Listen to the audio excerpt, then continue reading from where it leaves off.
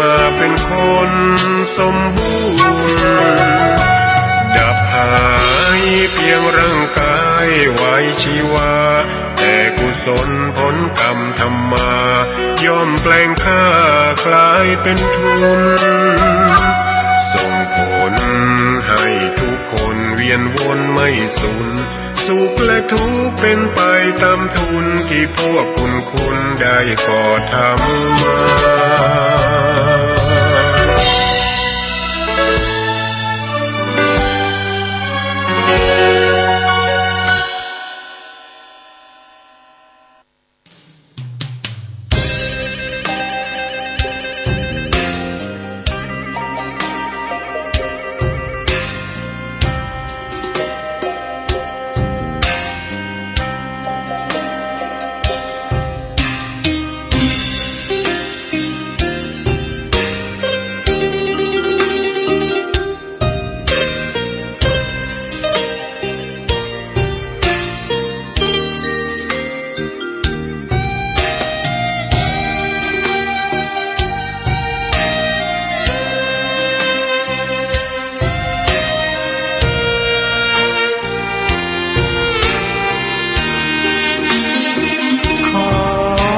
ตำนา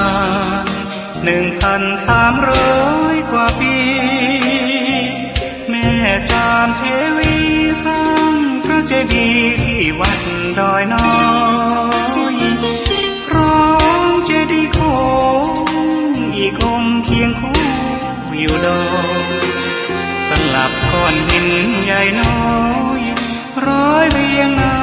อัศจรรย์พระธาตุสีทองแงนมองฝูงพึ่งทำรังช่างมีมนต์ขลัง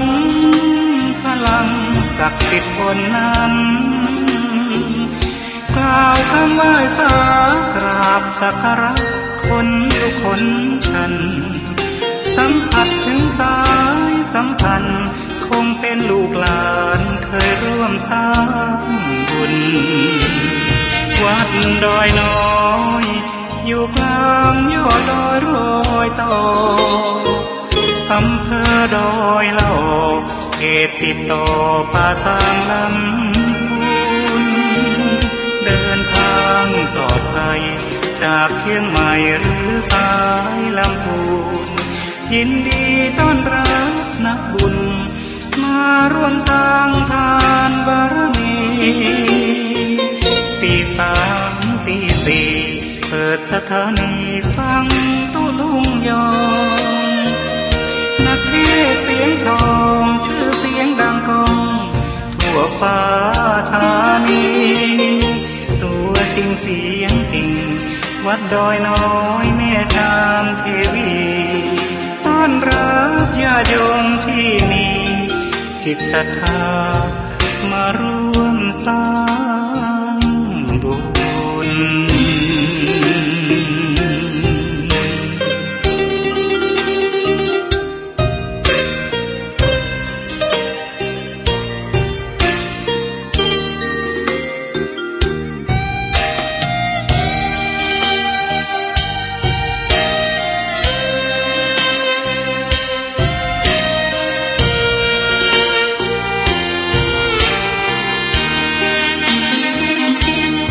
วัดดอยน้อ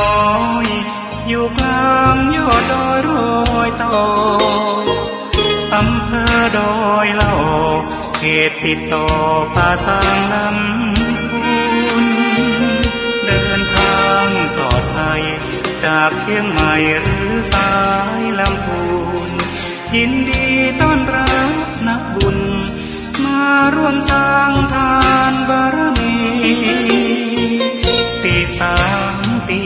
4เปิดสถานีฟังตุลุงยองนักเทศเสียงทองชื่อเสียงดังก้องทั่วฟ้าธานีตัวจริงเสียงจริงวัดดอยน้อยแม่จามเทวีต้อนรับญาติโยมที่มีจิตศรัทธามาร่วมสร้างบุญ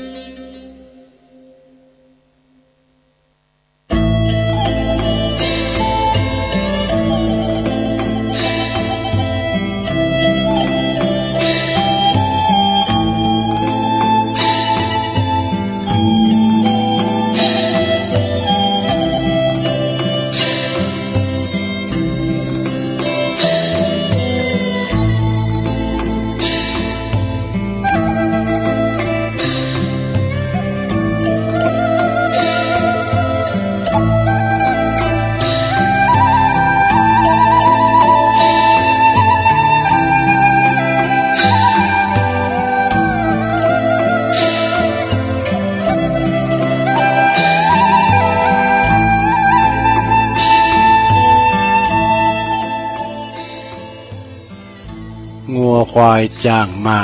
ตายแล้วเหลือหนังดูเขาคุณยังเอาใจการใดจะล่วงสุดตับปุ๋มปอดใส่คุณเฮาก็ยังกินลำอิ่มต้องมนุษย์เฮาตายสหายปีน้องไผบ่ห่วงของอาลัยสุดแต่ดูพกเอาควางเสียไก่กลัวจักเป็นภัยผีมาหลอกบ้านผีมาหลอกบ้าน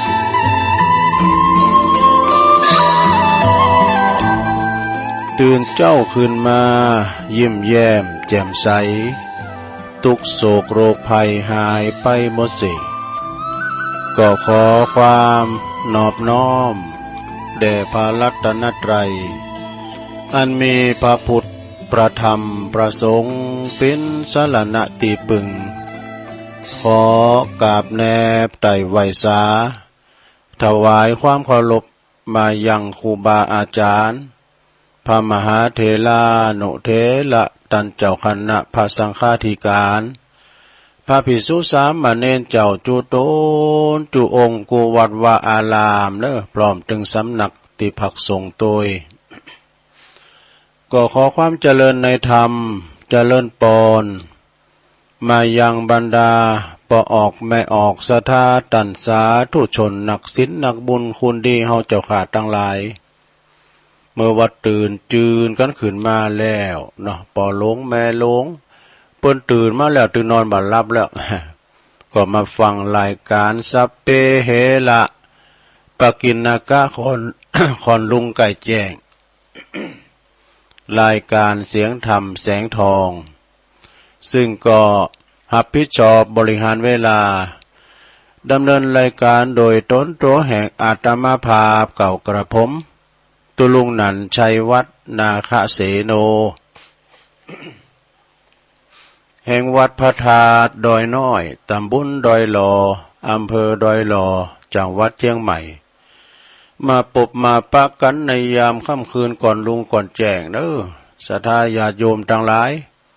มาปะกันในวันนี้ก็ตรงกับวันเสาร์นะวันเสาร์ที่6แล้วกันเนาะเดือนพฤษภาคมพุทธศักราช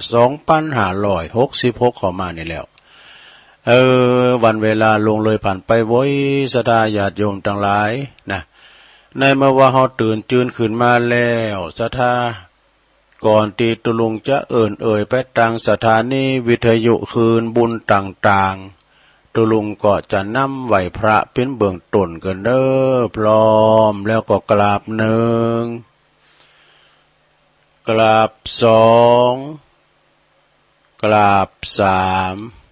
อิมินาสกาเลนะพุทธังอภิปูชยามะอิมินาสกาเลนะธัมมังอภิปูชยามะอิมินาสกาเลนะสังฆังอภิปูชยามะอะระหังสัมมาสัมพุทโธภะคะวาพุทธังภะคะวันตังอภิวาเทมิสวากขาโตภะคะวะตาธัมโมธัมมังนัมมัสสามิสุปฏิปันโนภะคะวะโตสาวกสังโฆสังฆังนะมามินะโมตัสสะภะคะวะโตอะระหะโตสัมมาสัมพุทธัสสะนะโมตัสสะภะคะวะโต อะระหะโตสัมมาสัมพุทธัสสะนะโมตัสสะภะคะวะโตอะระหะโตสัมมาสัมพุทธัสสะอิติปิโสภะคะวะอะระหังสัมมาสัมพุทโธวิจาจารณะสัมปันโนสุขโตโลกวิโตอนุตตโลปุริสตัมมาสาลาธิสัทธาเทวมนุสสานังพุทโธภะคะวะติสวากขาโตภะคะวะตาธัมโมสันติติโกอากาลิโกเอหิปัสสิโกโอปันนะยิโกปัจจตังเวทิตาโปวินโยหิติสุปฏิปันโนภะคะวะโตสาวกสังโฆอุจจุปฏิปันโนภะคะวะโตสาวกสังโฆยายะปฏิปันโนภะคะวะโตสาวกสังโฆสามิจิปฏิปันโนภะคะวะโตสาวกสังโฆยะติตังจัตตาลิปุริสยุคาเนอาทาปุริสปุคลาเอสะภะคะวะโตสาวกสังโฆอาหุนายโยปาหุนายโยตะขินายโยอัญจลิกาลนิโยอนุตตลังปุญญเขตังโลกัสสติจะยันโตโปธิยามุเลสักกายานังนันทิวัตตโนเอวังตวังวิจัยโยโหหิจัยยสุจัยยมังคะเลอปาลจิตตปันลังเกสีเสปัทวิปุคะเลอภิเสเกสัพพพุทธานังอากัปปโตปโมทติสุนักตังสุมังกลังสุปาปาตังสุหุติตังสุขันโนสุโมหุตโตจะสุยิทังพลัมมจาริโสปัทขินังกายกัมมังวาจากัมมังปัทขินังปัทขินังมโนกัมมังปณิทิเตปัทขินาปัทขินานิกัตวานะละพันตัเถปัทขิเนสัพพิติโยวิวัจจันตุสัพพะโลกวินาศตุมาเตภวัตวันตะลายโยสุขิติกายุโกภวะอภิวาทานาสิลิสานิจังวุตตาปัจจายโนจัตตาโลธรรมาวัฏันติอายุวันโนสุขังปะลังเอาแล้วน้อศรัทธาญาติโยมทั้งหลายตุลุงก็ปิ้นเก้าปิ้นโหนำสวดมนต์ไปปิ้นเบื้องต้นก็ขอกุณภัตติตะไหลรัตนะผ่านแผ่วตั้งพระเกี่ยวเจ้าตั้งสามประการเนาะจงได้ดลบันดาลมาปกป้องคุ้มครองรักษาวัดวาอารามโคงแก้วตั้งสามตลอดถึงครูบาอาจารย์พระสงฆ์องค์สามเณรเจ้านะที่อยู่เป็นประพฤติวัดปฏิบัติธรรมอยู่กับวัดกับวาได้สืบทอดพระศาสนานำเอาคำสอนขององค์พระสัมมาสัมพุทธเจ้าเผยแผ่สัจธรรมติดนำติดธรรมกันไปศรัทธาญาติโยมทั้งหลายบินเนอร์นาบุญศรัทธาได้มาสักการะบูชากราบไหวเนาะเปิ่นมาตานโกเขาก็เอวังโหตุไปนะแล้วก็พอออกไปออกศรัทธาก็เหมือนกันเนี่ยขอให้มีสุขภาพพลานามัยสมบูรณ์แข็งแรงหน้าแดงแสงเหอกินข้าวลำกินน้ำลุงเด้ออยู่ปิ้นลมโพลมใสของลูกของหลานปิยวาจาอุโมนจาวันกับลูกกับหลานนะ ก็ขอให้มีสุขภาพแข็งแรงนะลงเด้อตัวลุงก็ขอส่งกำลังจิตกำลังใจไปหาอีปออีแม่ที่เปิ้นติดต่างติดเต้งเดินเหินไปไหนมาใดบัดใดนะศรัทธาญาติโยมเป็นหยังเอาวิทยุปิ้นกูนะลงเด้อนะอยู่ไปกินไปตันไปเนาะลูกหลานตานเต่าก็ดีจะขับรถขับลาออกคุ้มออกโห่ไปมีสติก่อนสตาร์ทนี่รถมันหนักเนาะยังบีบินนะรถนะระวังถึงหางเฮาระวังถึงหางเปิ้นบ่เดี๋ยวเฮาหันว่าทางสี่แยกซ้ำแยกเวลาไฟแหกไฟแดงน่ะรถมันจูนกันเฮาหันทิมตาได้หันไหนหันกล่องวงจรปิดน่ะลงนะไผผิดไผถูกเพิ่นพอหันหมดอ่ะนะตำรวจเพิ่นจะพอกล่องเอาแล้วสาญาติโยมทั้งหลายตนลุงจะได้เอ่ยไปตั้งสถานีวิทยุที่เปิ้นมีบุญต่อโสตประสาทเฮาเด้อศรัทธาเก่าสถานีเด้อที่เปิ้นออนไลน์ลิงก์สัญญาณไปให้ศรัทธาท่านผู้ฟังที่อยู่ตั้งบ้านตั้งจองตั้งแต่ช่วงเวลา 3:00 ถึง 5:00 นเด้อก็ขอบคุณสถานีวิทยุคลื่นพระพุทธศาสนาการศึกษาและวัฒนธรรมของวัดฝายหินตำบลสุเตปอำเภอเมืองเชียงใหม่ FM 104.50 เมกะเฮิรตซ์เนาะในเมตตาบารมีธรรมอาจารย์พระครูสมุวิสุวัฒน์วรกิจโจองค์ขลุงในเมืองก็ฟังกันแล้วเนาะฟังกันแต่เพลงมาแล้วก็ ฟังกันไปขอบคุณสถานีวิทยุคณะสงฆ์อำเภอฝางนะตั้งอยู่ที่วัดพระบาทอุดมน้ำบ่อสาวาสำนักวิปัสสนาเด้อ FM 100.25 เมกะเฮิรตซ์โดยเมตตาบารมีธรรมพระเดชพระคุณหลวงพ่อท่านพระครูสุจิตานุรักษ์หลวงพ่อใหญ่เจ้าคณะอำเภอฝางเด้อกราบขอบคุณในเมตตาธรรมอาจารย์พระครูท่านพระอาจารย์จำเริญโชติธรรมโมตุปิเลินวัดดอยถาดแล้วก็ท่านพระอาจารย์อมรเทพอุปสันโตอุดเถินนะตุปิโจพี่น้องฟังไม่อายใส่ประการก็ฟังกันหลายนะศรัทธาญาติโยมทั้งหลายขอบคุณสถานีวิทยุแดนดินถิ่นล้านนาตั้งอยู่ที่บ้านหงงัวตำบลนำบ่อหลงอำเภอสันป่าตองเชียงใหม่ FM 103.50 เมกะเฮิรตซ์โดยอาจารย์โดยคุณรุจิสมบัติเงาคำเด้อขอบคุณสถานีวิทยุคลื่นธรรมะของชุมชนวัดห้วยตองซักตำบลคงเปาจอมตอง FM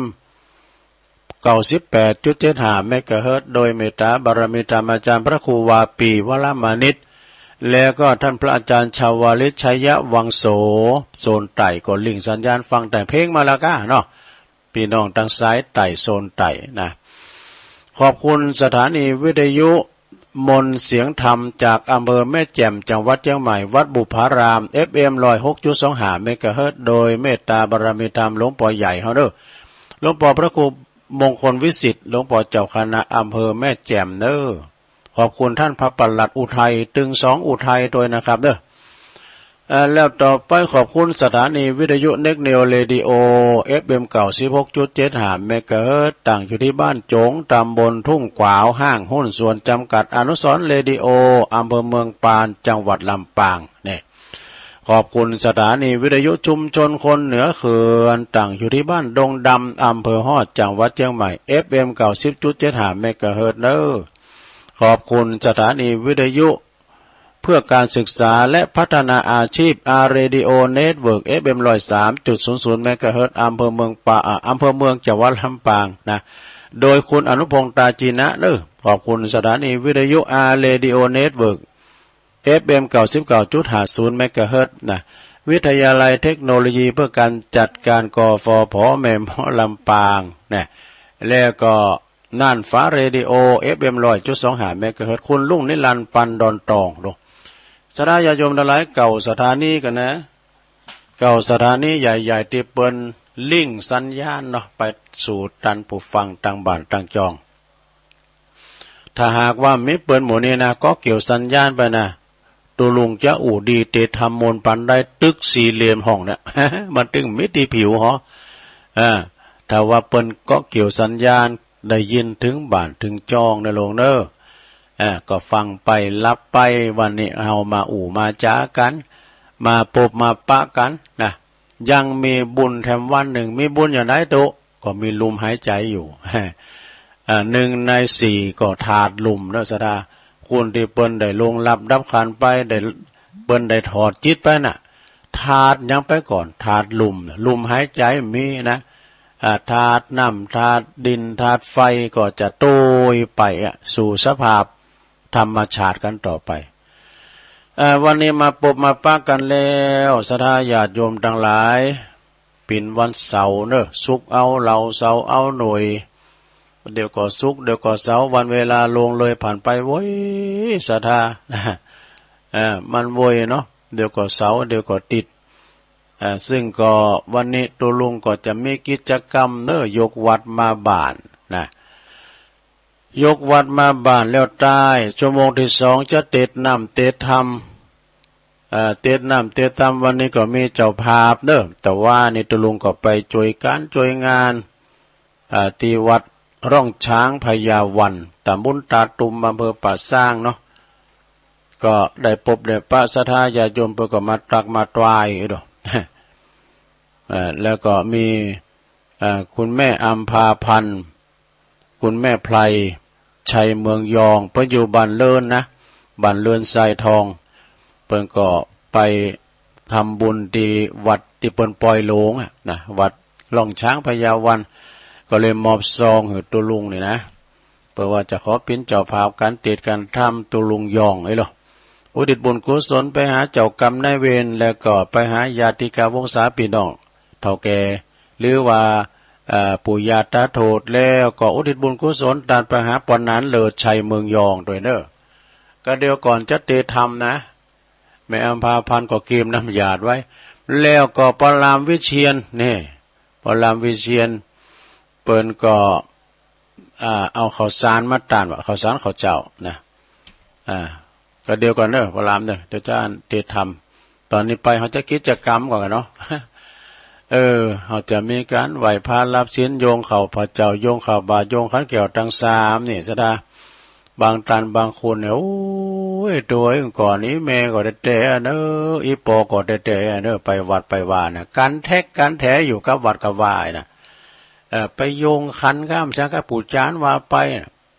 ปู่จานว่าไปอีปอก็โยงขันเนี่ยเธอก็เกณฑ์ขันศีลนี่ครูบาพองไอ้น่ะบาเดียวเนี่ยมันไปบ้านใดนะสังขารไม่เอื้ออำนวยสังขารมันเปลี่ยนใจแล้วนะมันไปตามสัจธรรมเนอะสดาใจนี่ติดวัดปนหน่อยนะแต่มันไปบ้านใดเพราะว่าสังขารล่วงโรยไปเพราะว่าเปิ้นว่าโตนะฉะนั้นญาติโยมทั้งหลายที่เปิ้นไปใดก็ไปอย่าเมื่อเฮาเตี้ยวใดไปปิ้นเนี่ยเนาะเตี้ยวใดไปปิ้นเนี่ยในเวลาเฮาโกงโกโกงโกยนะลูกก็โอยนั่งก็โอยนะโอ้จะกินในใจเพราะเฮาไปก่อนถึงดีแท้เนี่ยมีหลายคนที่เปิ้นว่านะก่อนนี้แม่ก็ไปแต่ก็โดไปโดยท่านพระครูอภิวัฒนวิกรมนะเปิ้นไปกินไปตามที่ไหนก็ไปนะบัดเดี๋ยวนี้ไปมันได้แล้วเนี่ยหัวเข่าค่อนไปแล้วไอ้นะมันก็ไปตามสัจธรรมเนอะศรัทธานะเกิดแก่เจ็บแต่ไม่ตายด้วยนะความเจ็บความป่วยเมื่อยไข้มันจะมาเวลาเฮามีอายุสูงขึ้นเนาะตั้งแต่50 60ขึ้นไปนะกึ่งร้อยขึ้นไปเด้อนะมันถึงหูมีหูมอมาเนอะกันหัวเข่าก็แข็งขากันตาก็หูกันเดือหูก็ไม่ค่อยดีแล้วลุมออกหูออกตาในเปิ้นว่าอย่างหนึ่งก็ว่าไปอย่างหนึ่ง อันนี้แหละคือว่าตีประตูตังหาศรัทธามันมาเตือนเฮาละคุณเอาอายุขอนไปแล้วไปเฮือก็ทำบุญนะกันเนาะไปแปลงหุ่นตังเสาะแคเสาะโลตามไฟ2ตั้งไปต่างหน้าเปิ้นว่านะเสาะหาปลาไทยยังเข้าหอเด้อในธรรมนี่ปานสูตรเปิ้นว่าไว้ดูนะคุณเฮานี่มันแน่นะบางทีนี่เตียวดุ่มๆแต้ๆนะบทจะไปก็งอบแงบมันง่ายอย่างอันพองก็ว่าบุญเปิ้นน่ะเนาะเตรียมได้ลุ่มมอนนอนเสริมเนี่ยเขาห้องยุกห้องยาก็ถูกแต่บางคนก็รับก็ไปวอยๆเนี่ยได้สั่งได้เสลูกหลานถ้าอย่ารับเนาะเหมือนกับเปิ้นฝันเนี่ยเปิ้นฝันก็ไปวอยๆไอ้น่ะศรัทธาคุณเฮาฉะนั้นก็สร้างบุญกุศลกันไว้เนาะปิ่นไม้ไต2มากาหุ่นตั้งไปต่างหน้าในโอกาสตอนนี้ถึงเวลาแล้วศรัทธาเฮาจะได้ทำกิจกรรมยกวัดมาบ้าน แต่วันเสาร์นี่ก็ถึงหูกันนะสะดาเอาก็จะมีกิจกรรมอันดับแรกในโยงขันเกี่ยวทั้งสามไม่ก็นอกสะดาเนาะโยงขันเกี่ยวทั้งสามไม่อย่างโดก็มีพระพุทธพระธรรมพระสงฆ์เอาก็จะได้โยงขันกันต่อไปพร้อมแล้วเอาปูจานตุปทาหวาไปเลยนะมาเมพุทธังคุณนาสากัลลันตังนามาเมธัมมังมุเนลาจเตสิตังนามาเมสังฆังมุเนลาจสาวกัง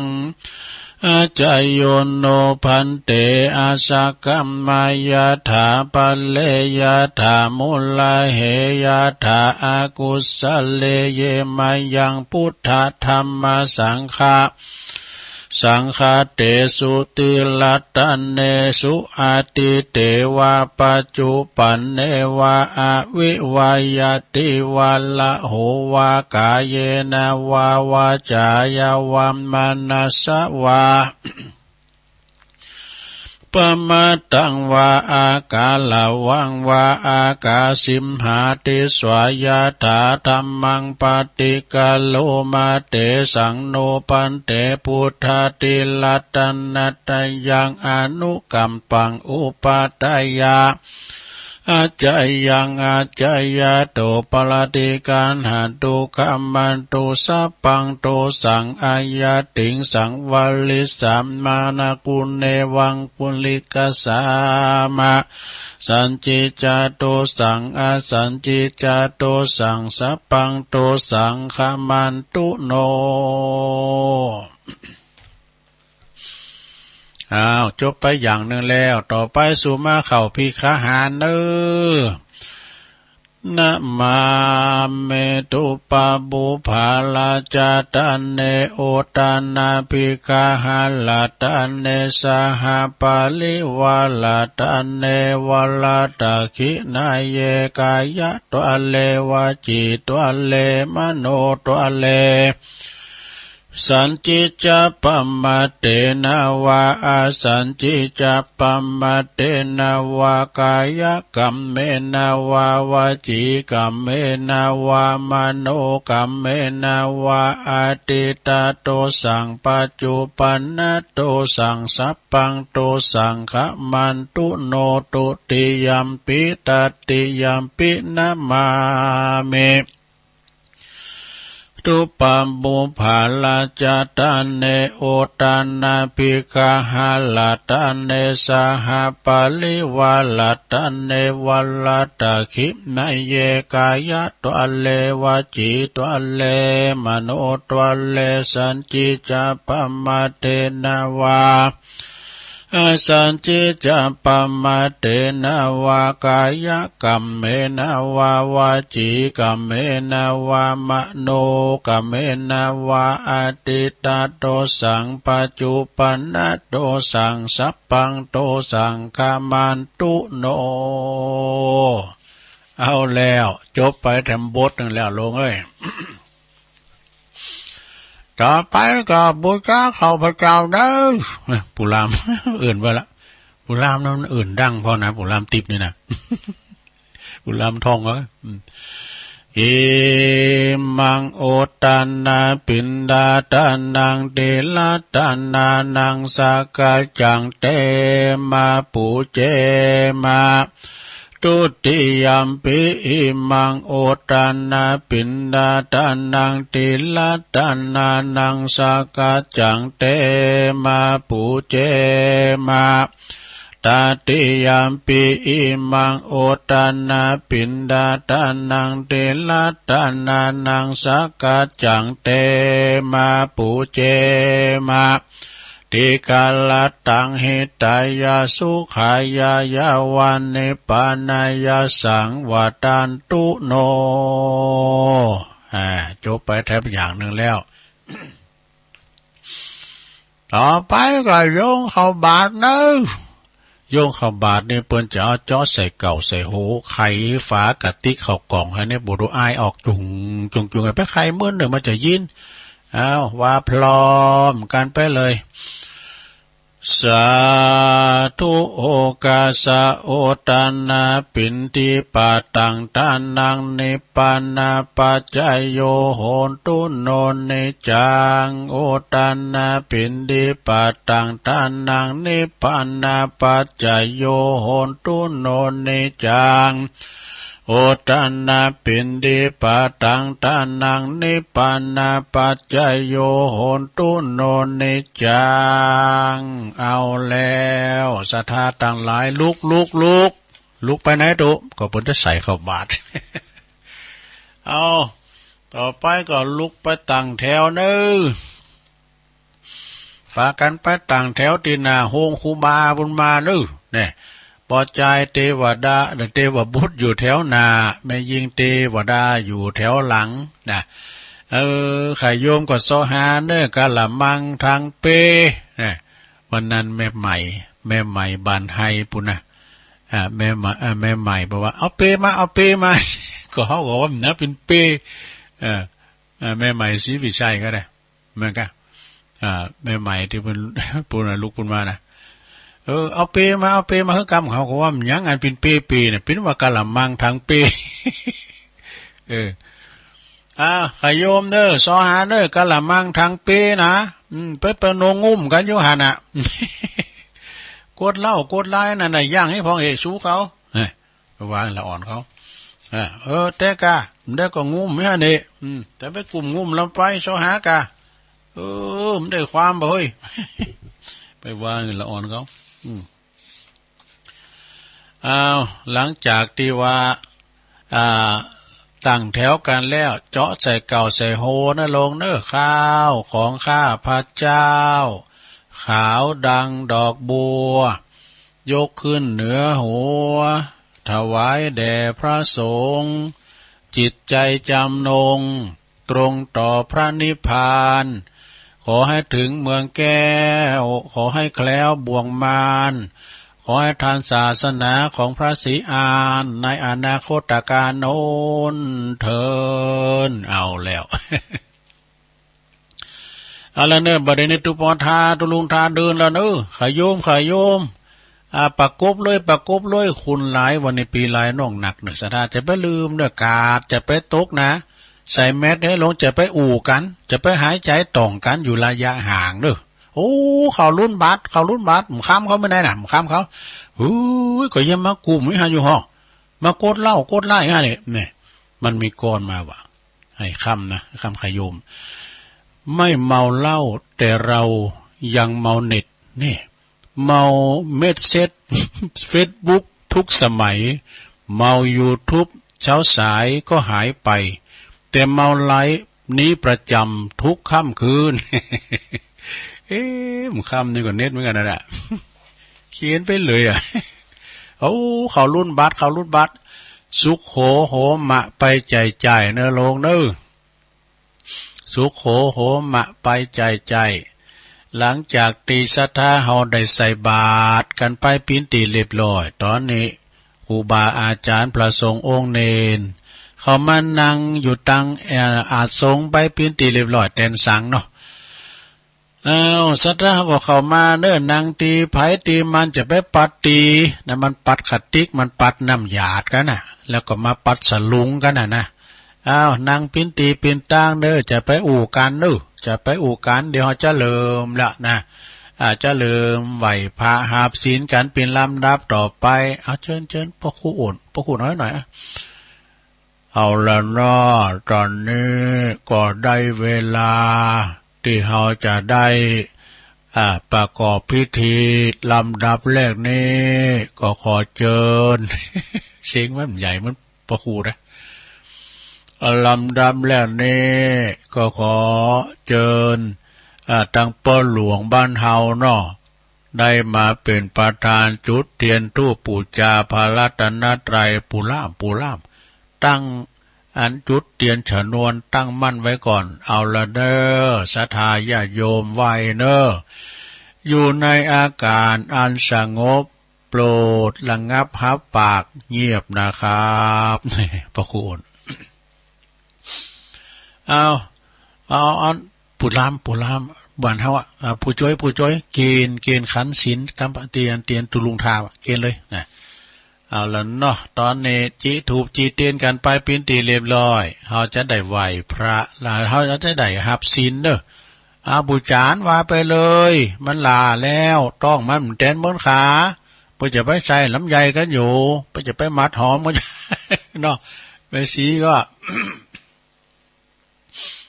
ตอนนี้ไปในหลวงเนอตั้งอกตั้งใจเนอ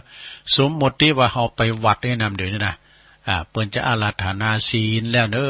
ว่าพร้อมกันไปเลยเนอมายังพันเตติสาลันเนนะสหปัญจศีลานิยาจามาตุติยัมปิมายังพันเตติสาลันเนนะสหปัญจศีลานิยาจามาตติยัมปิมายังพันเตติสาลันเนนะสหปัญจศีลานิยาจามานะโมตัสสะภะคะวะโตอะระหะโตสัมมาสัมพุทธัสสะ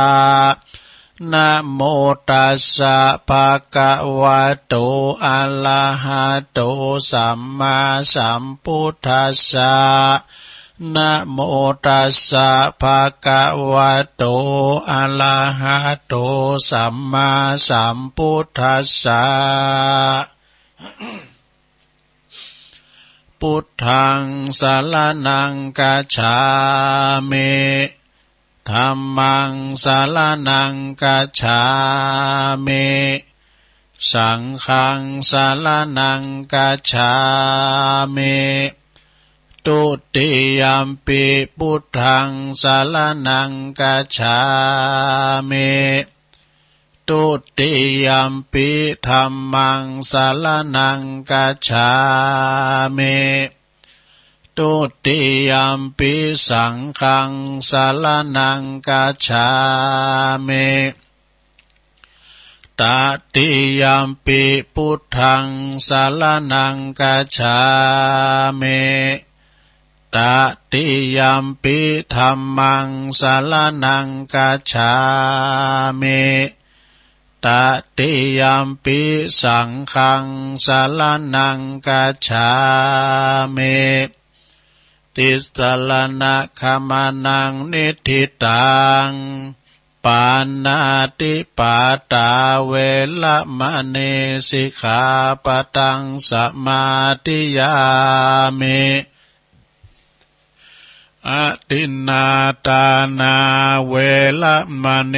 สิกขาปะทังสมาธิยามิกามเมสุมิจฉาจาลาเวละมะเนสิกขาปะทังสมาธิยามิมุสาวาทาเวละมะเนสิกขาปะทังสมาธิยามิสุราเมลยะมัชฌะปมาตฐานาเวละมะเนสิกขาปะทังสมาธิยามิอิมานิปัญจสิกขาปทานิสีเลนะสุขติงยันติสีเลนะโภคสัมปทาสีเลนะนิพุติงยันติตัสมาสีลังวิโสทะเย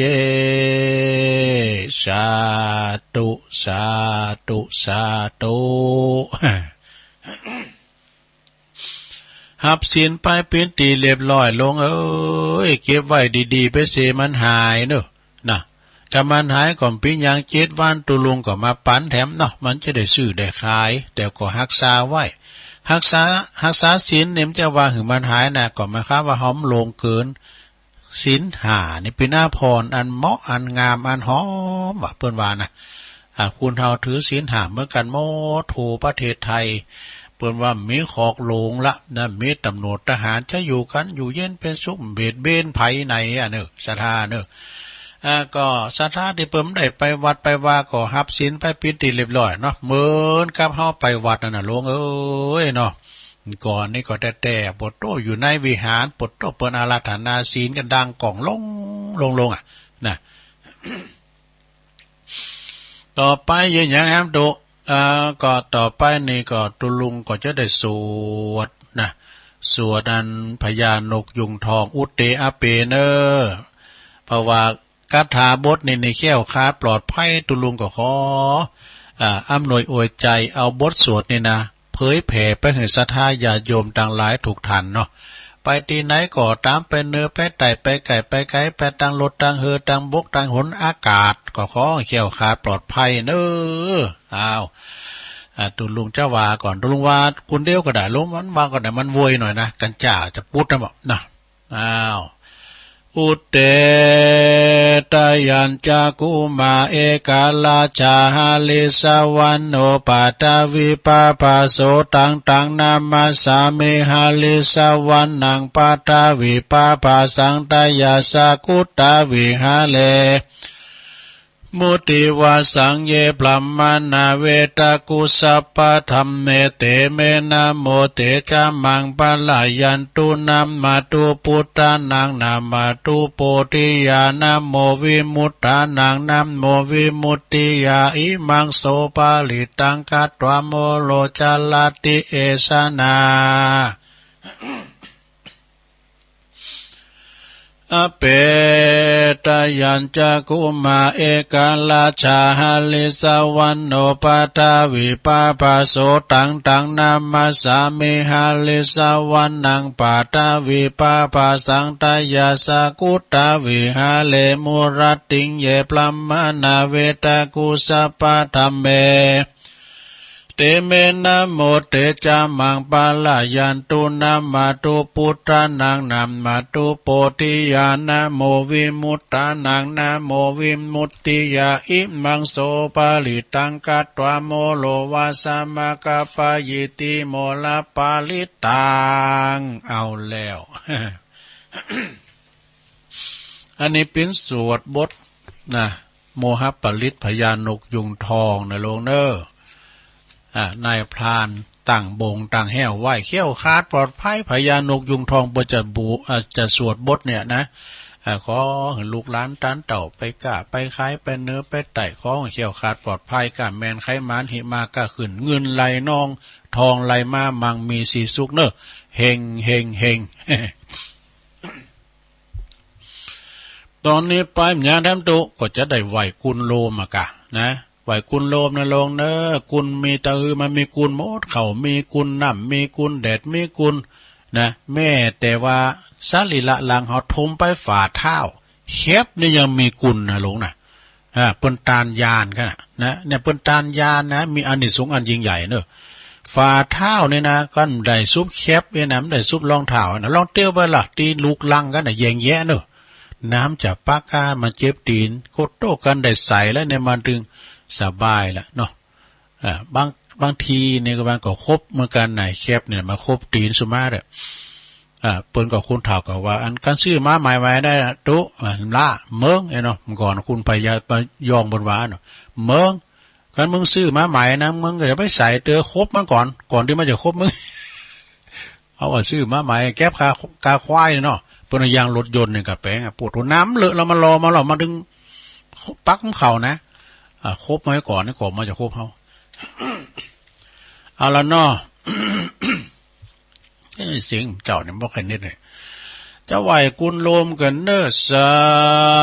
ธุ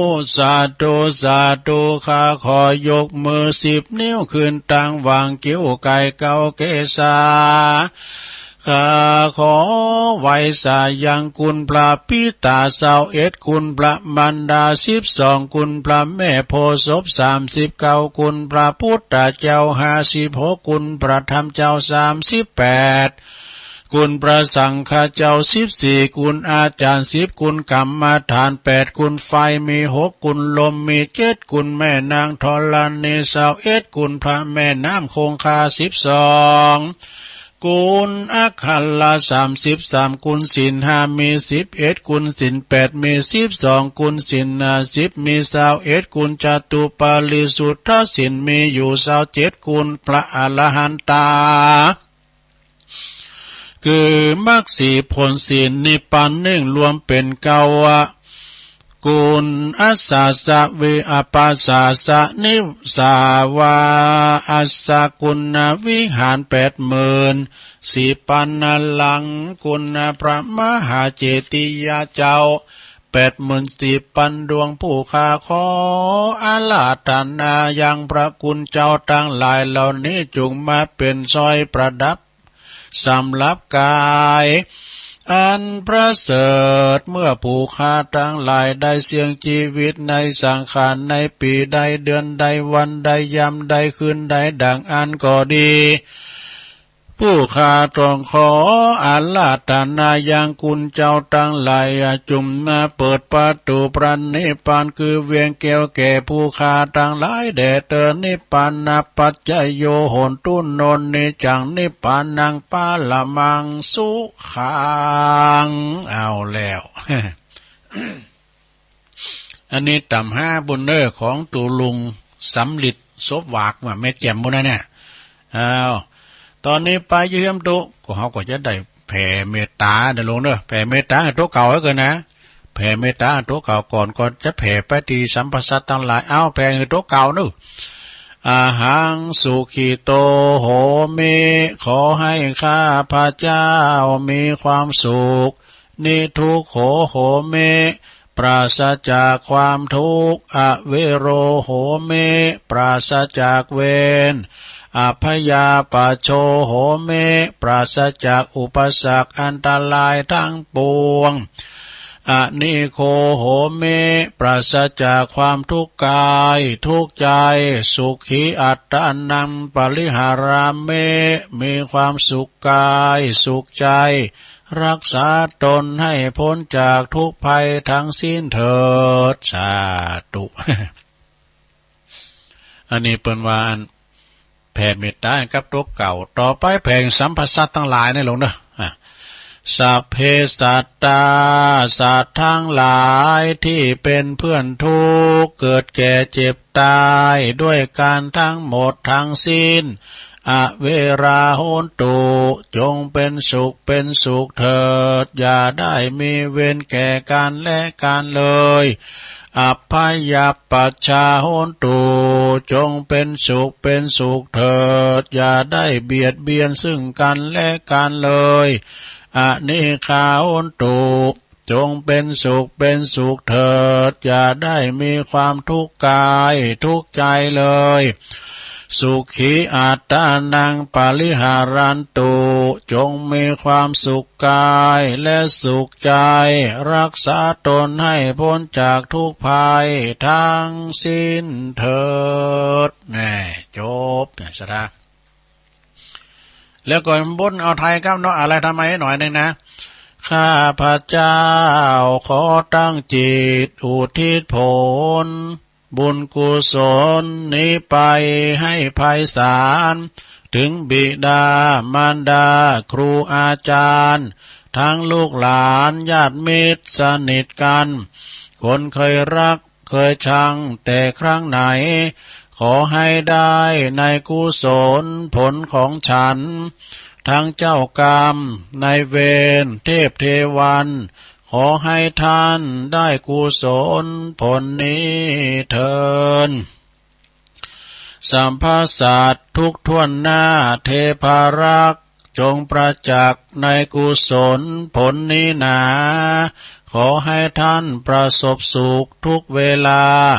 สมดังข้าอุทิศให้ด้วยใจเถิดสาธุฮั่นจบไปแถมอย่างมีตึงไทยมีตึงเมืองมีตึงยองขมุมีตึง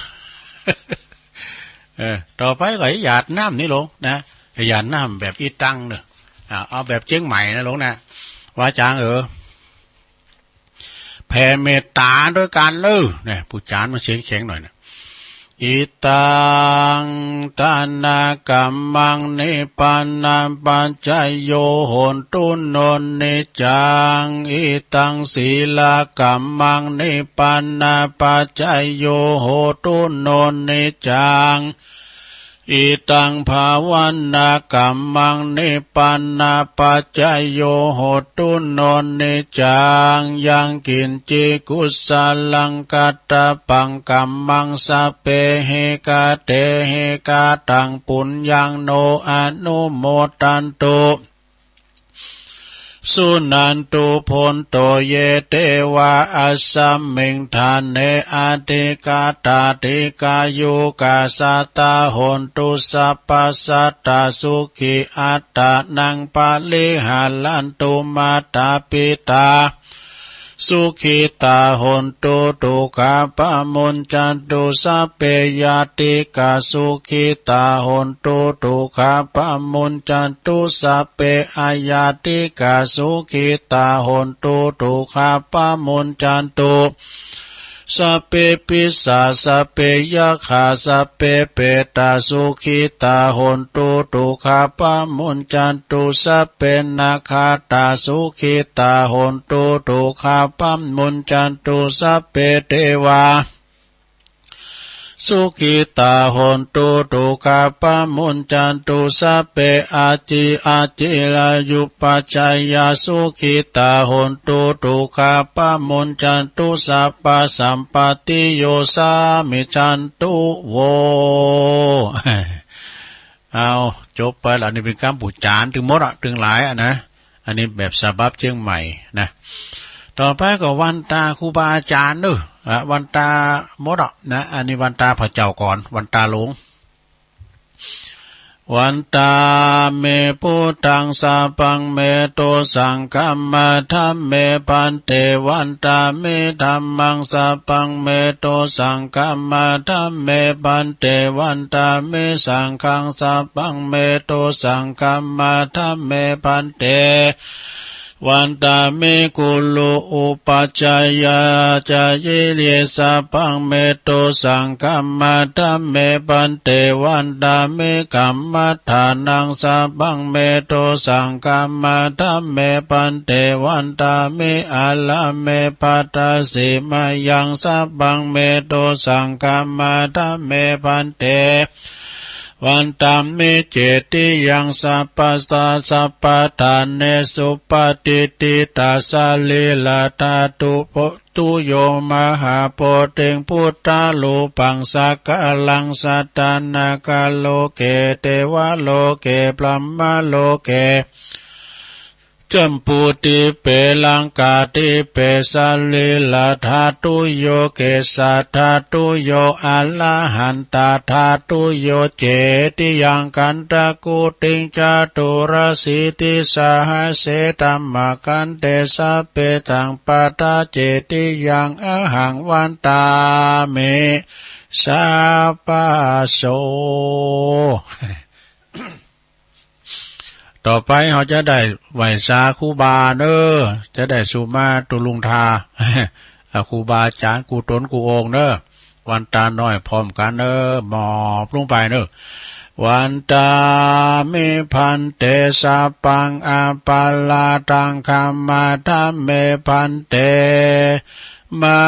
ยากาตังปุญญังสามินาอนุโมทิตาปังสามินากาตังปุญญังไมหังตาตาปัง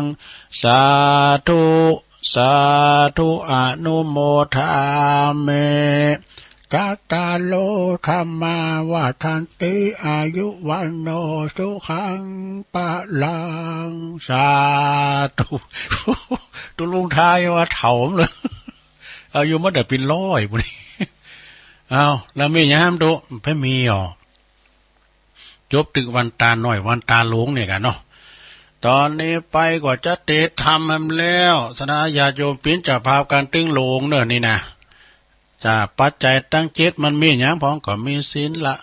สัทธาทานนางศีละทานนางหิริทานนางอุตตปะทานนางปาหุสัญจทานนางจาคะทานนางปัญญาทานนาง โอ้ได้รับความเมตตาจากท่านพระอาจารย์สมเพชปัญญาโนเด้อปัจจัยตั้งเจตนี่เปิ้นถวายเมื่อวันที่5พฤษภายนพฤษภาคม เดือนปี64นะเปิ้นถวายมาจัดหลายผูกของตู้อุ้ยแถมนะผูกกระซอมาแถมเนาะ อาจารย์มาลาฐานากรรมมันแต่เวลามันเหลือ6 นาทีจะถึงตี 4แล้วได้เทศทำยาวเหมือนกันนี่นะแล้วตุลุงจะมาประกาศข่าวสารงานบุญมาตักตังลายได้โอ้หลายอย่างนะเอาอาจารย์เอาเลยนิพพานนังเยนากะลังลัมมังเยนากะสายังปันดิตุตังโนมากังอุติสิตุงธรรมมุตตมังปัจจังอาลาตานังกาโลมา ฟังไปก่อนรับไปในหลวงเนอะทำมันยาวหน่อยนะนะโมตัสสะภะคะวะโตอะระหะโตสัมมาสัมพุทธัสสะสัทธาทานังศีลทานังหิริทานังโอตตปปาทานังปะหุสัจจัญจทานัง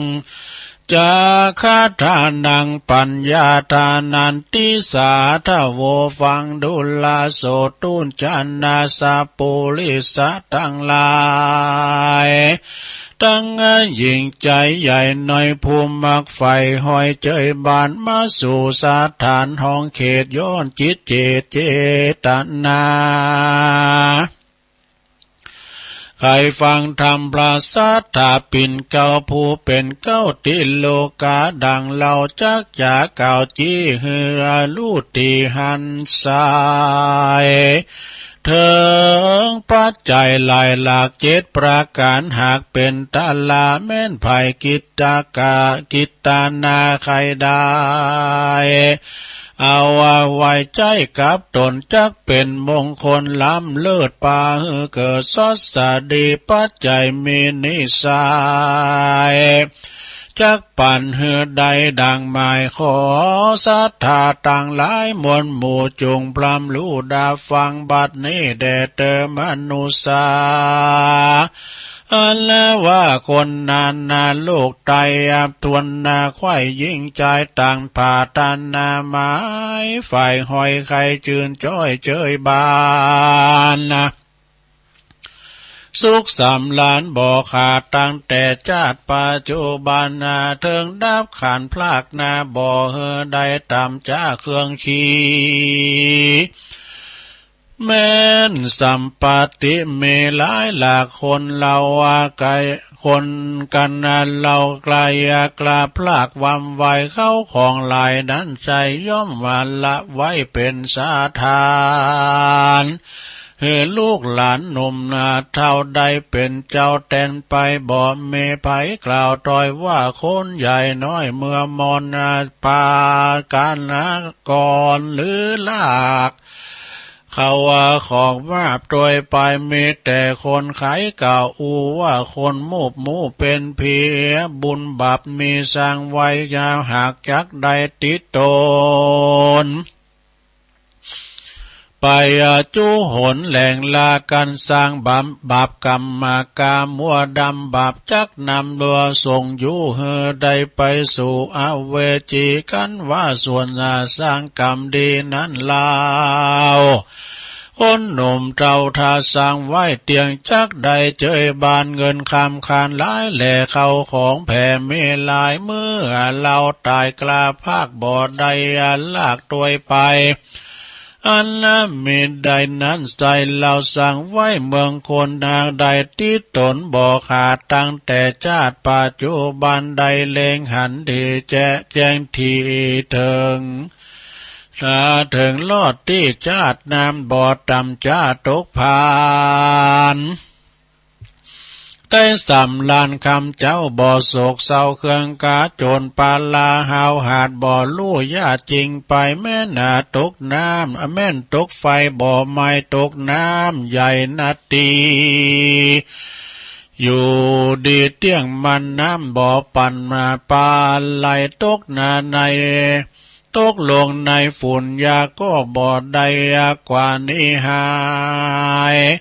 คนยิ่งใจมวลหมู่ใดขวาดลู่เล็งหันเข้าป้ากันมาไกลนบน้อมไว้วันตาคนนานนายใหญ่น้อยมีจองหอยกับตนเป็นมงคลพระเสดป้าฮือเกิดเจยบานเงินคำคานหลายหลากพระเจ้าหากปั่นมาบ่ต้องหาสอซื้อพระจักหือปันนานได้คนยิ่งใจอยากได้บ่อยากไล่เครื่องขี่ขันตีมีงาตั้งต่อสมาตันก่อคนเดียวสาธิเหลียวจะใจปฏิบัติค่อยตามกองจักสมปองฝ่ายหอยได้จืนจ้อยเจยบานจักไข่ขานจักไข่การเก่าจีฮือรูดที่หันใสบาลีขายบอกลาวบทนาโทนาเก่านั้นใส่คือหากบ้าใดศรัทธาทานังคือเชื่อว่าพระสัมมาสัมพุทธเจ้าตนเป็นเก้าสัพพัญญูโลกวิตุตัสสะลู่ไผ่บ่อูไข่ปันใดเลงหันพับจอดลู่แจงจอดกองลู่แจงลอดกองธรรมเชื่อยังกรรมหลายหลากบาปบุญนั้นหากมากนาเชื่อว่าสัตตามามวลหมู่อันข้างอยู่สงสารได้สำลานข้ามเจ้าย้อนบุญเก่าป้ามาได้เครื่องกาล้อนไม้ก่อย้อนบาปไล่สยองมีใจป่องผ่องแผ้วยังกุนแก้วตั้งสามประการกรรมสอนงามนั้นใส่ปฏิบัติจะใจบ่ขาดบ่ประมาทลาสาพิจารณาควายจอดรู้แจ้งงานลอดกองดี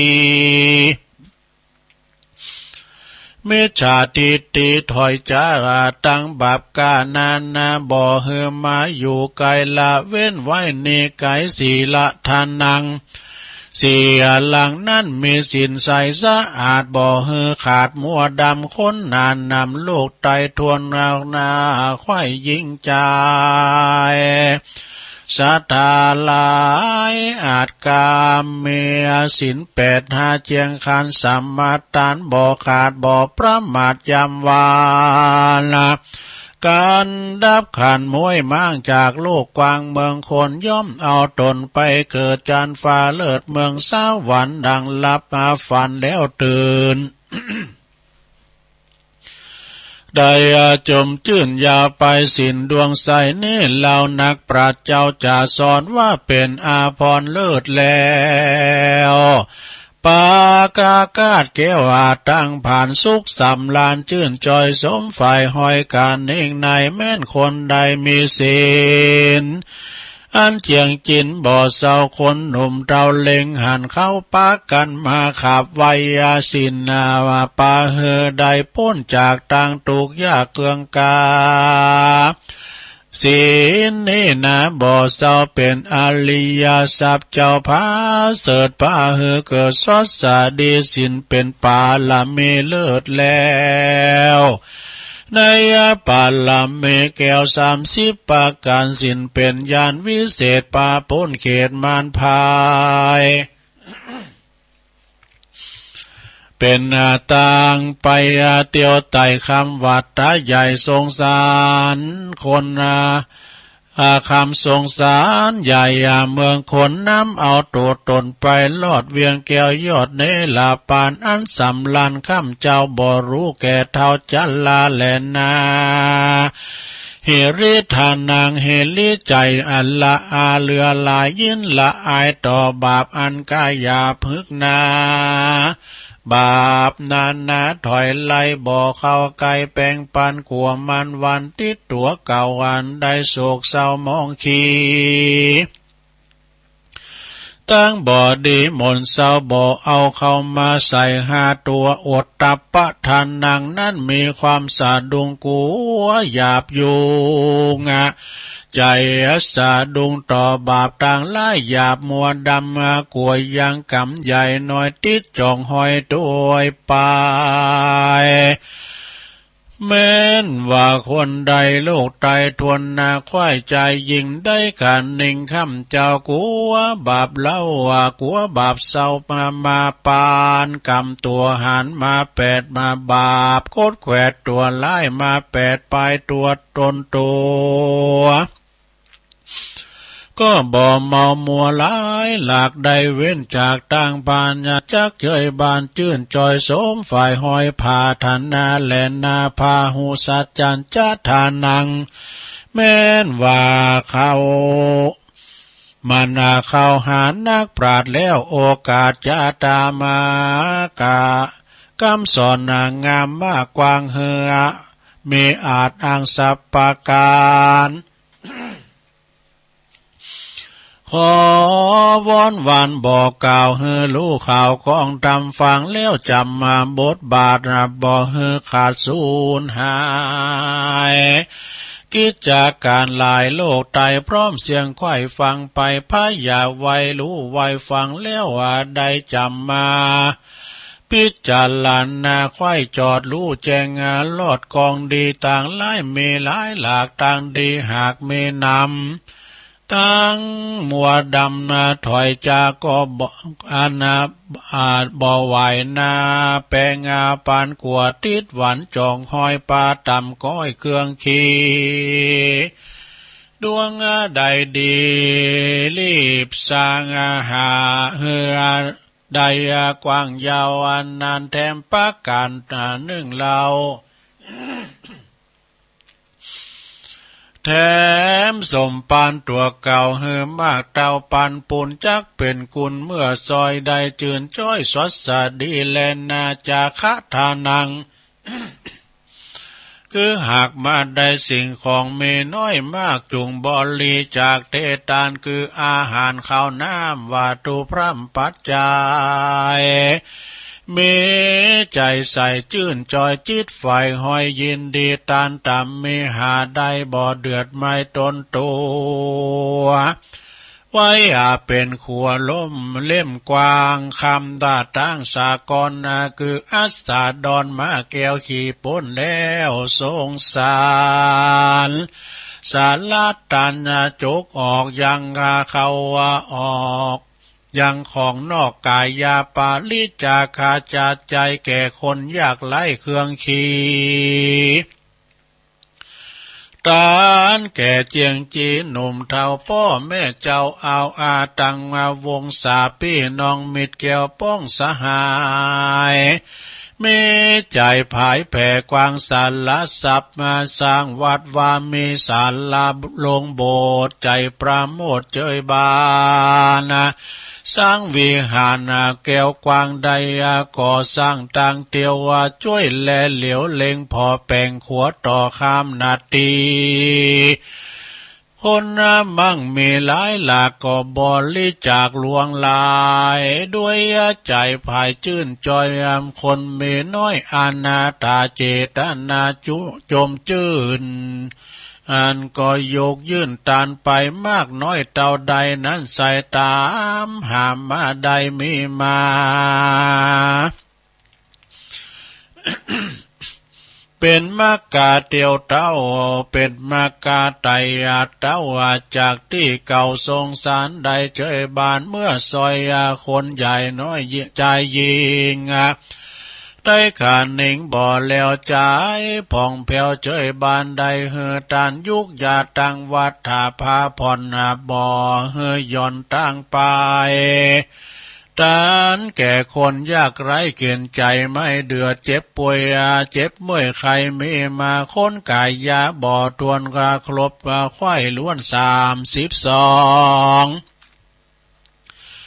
พิจจากกองแบบเบาคนแก่เท่าจะลาหาวงศาบ่อใดถูกยากไล่เครื่องขี่กุศลมีมากกวางบ่ออาจอ้างกันนาและนาปัญญาท่านนางมีปัญญาล้ำยิ่งรู้หลายสิ่งจุอันพยาตันเรียนใดรู้แจ้งควายสัพปการ ฟังอาจารย์นักปราชญ์ผู้ฉลาดก้องทำสอนแล้วจำจื่อไว้เอามาเป็นไม้ไตอาเตียวไปเป็นตั้งใจเดียวไปพิจารณาในทวนติรู้แจ้งที่ต่างดีต่างโลกมีหลายหลากต่างธรรมหากมีหลายพระยาภายจบจอดเรียนสูตรลอดบาลีปิตกรรมมีสามสิ่งลู่ยิงลู่ทวนยิงกองธรรมเรียนแล้วจือจำจดจือเพื่อเฮอบ่เฮอสังกาปัญญานี่นากาอูคือว่าความหูดีลีหากเป็นปาลเมภาเสดในปาลเมเลิศเจียงคาน10 มาษา10 ประการกาไว้ปัญญานิสัยเลิศแล้วเป็นอริยทรัพย์ผ่องแผ้วว่าเหลือลายแม้นเราตายพลากนายังใดกว่าตัวไปบ่มีของใดอันนี้ใส่จักเพียบใดปัญญาเหตุนี้นาพระพุทธเจ้าหากเทศนาว่าดาวเล่าว่าไม้ว่าคนยิ่งใจโลกใจมีปัญญาไว้ดีนั้นโสดเป็นประโยชน์นานำเป็นคุณธรรมล้ำเลิศปาเฮือเกิดสวัสดีปัญญาบ่มีนั้นใส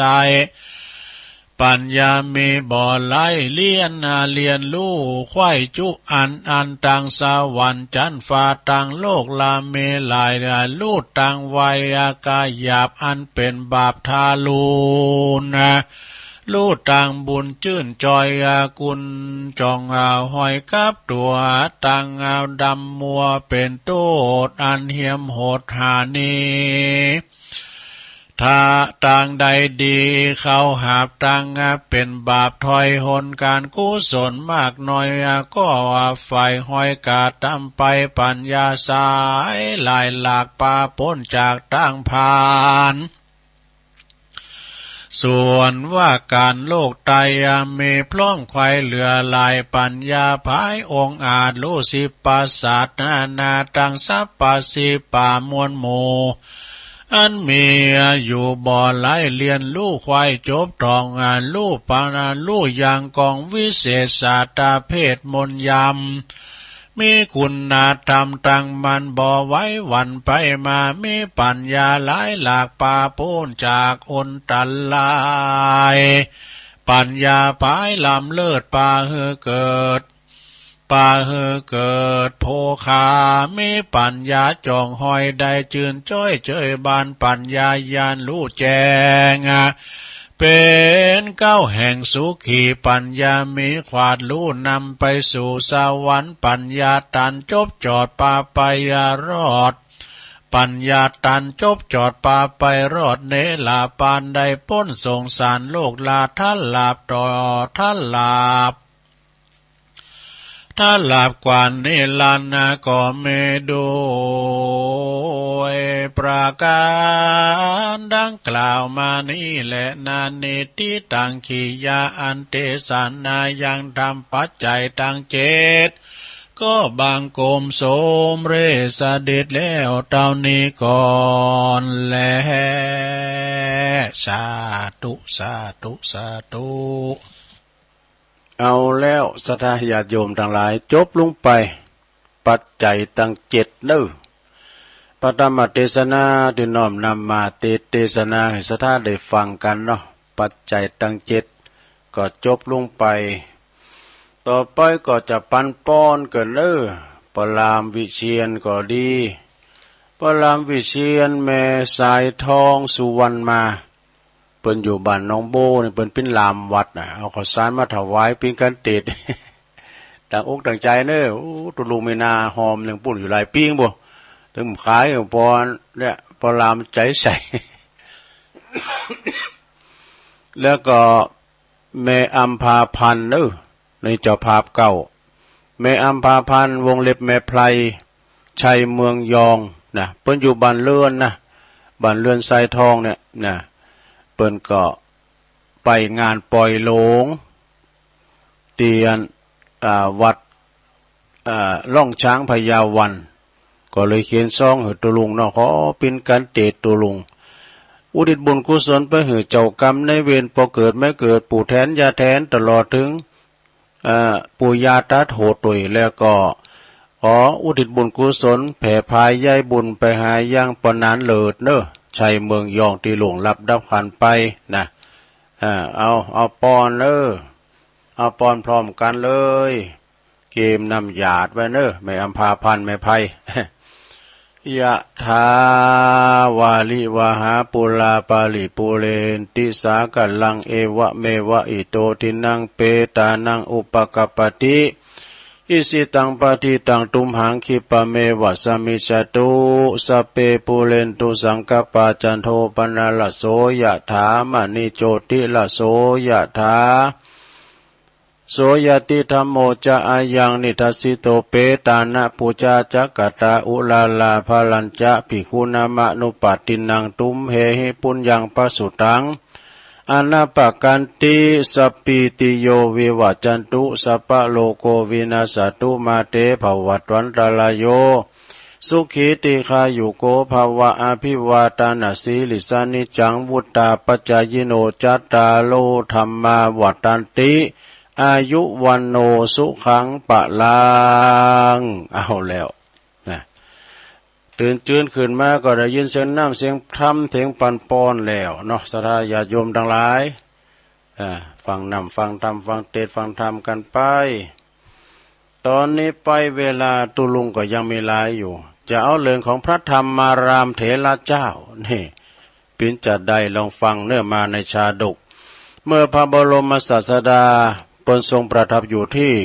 พระเชตวันมีอยู่หันวันหนึ่งเนี่ยมีพุทธบริษัททั้งสี่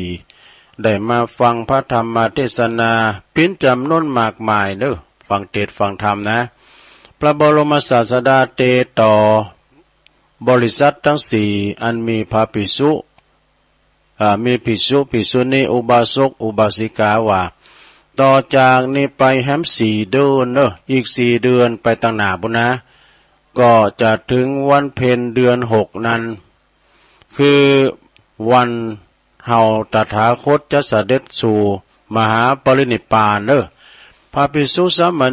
ภิกษุณีอุบาสกอุบาสิกาคือว่าพุทธบริษัททั้งสี่ผู้เป็นปุถุชนนะคุณสามัญชนคนธรรมดาอย่างเฮาต่อขาดทั้งหลายเนาะ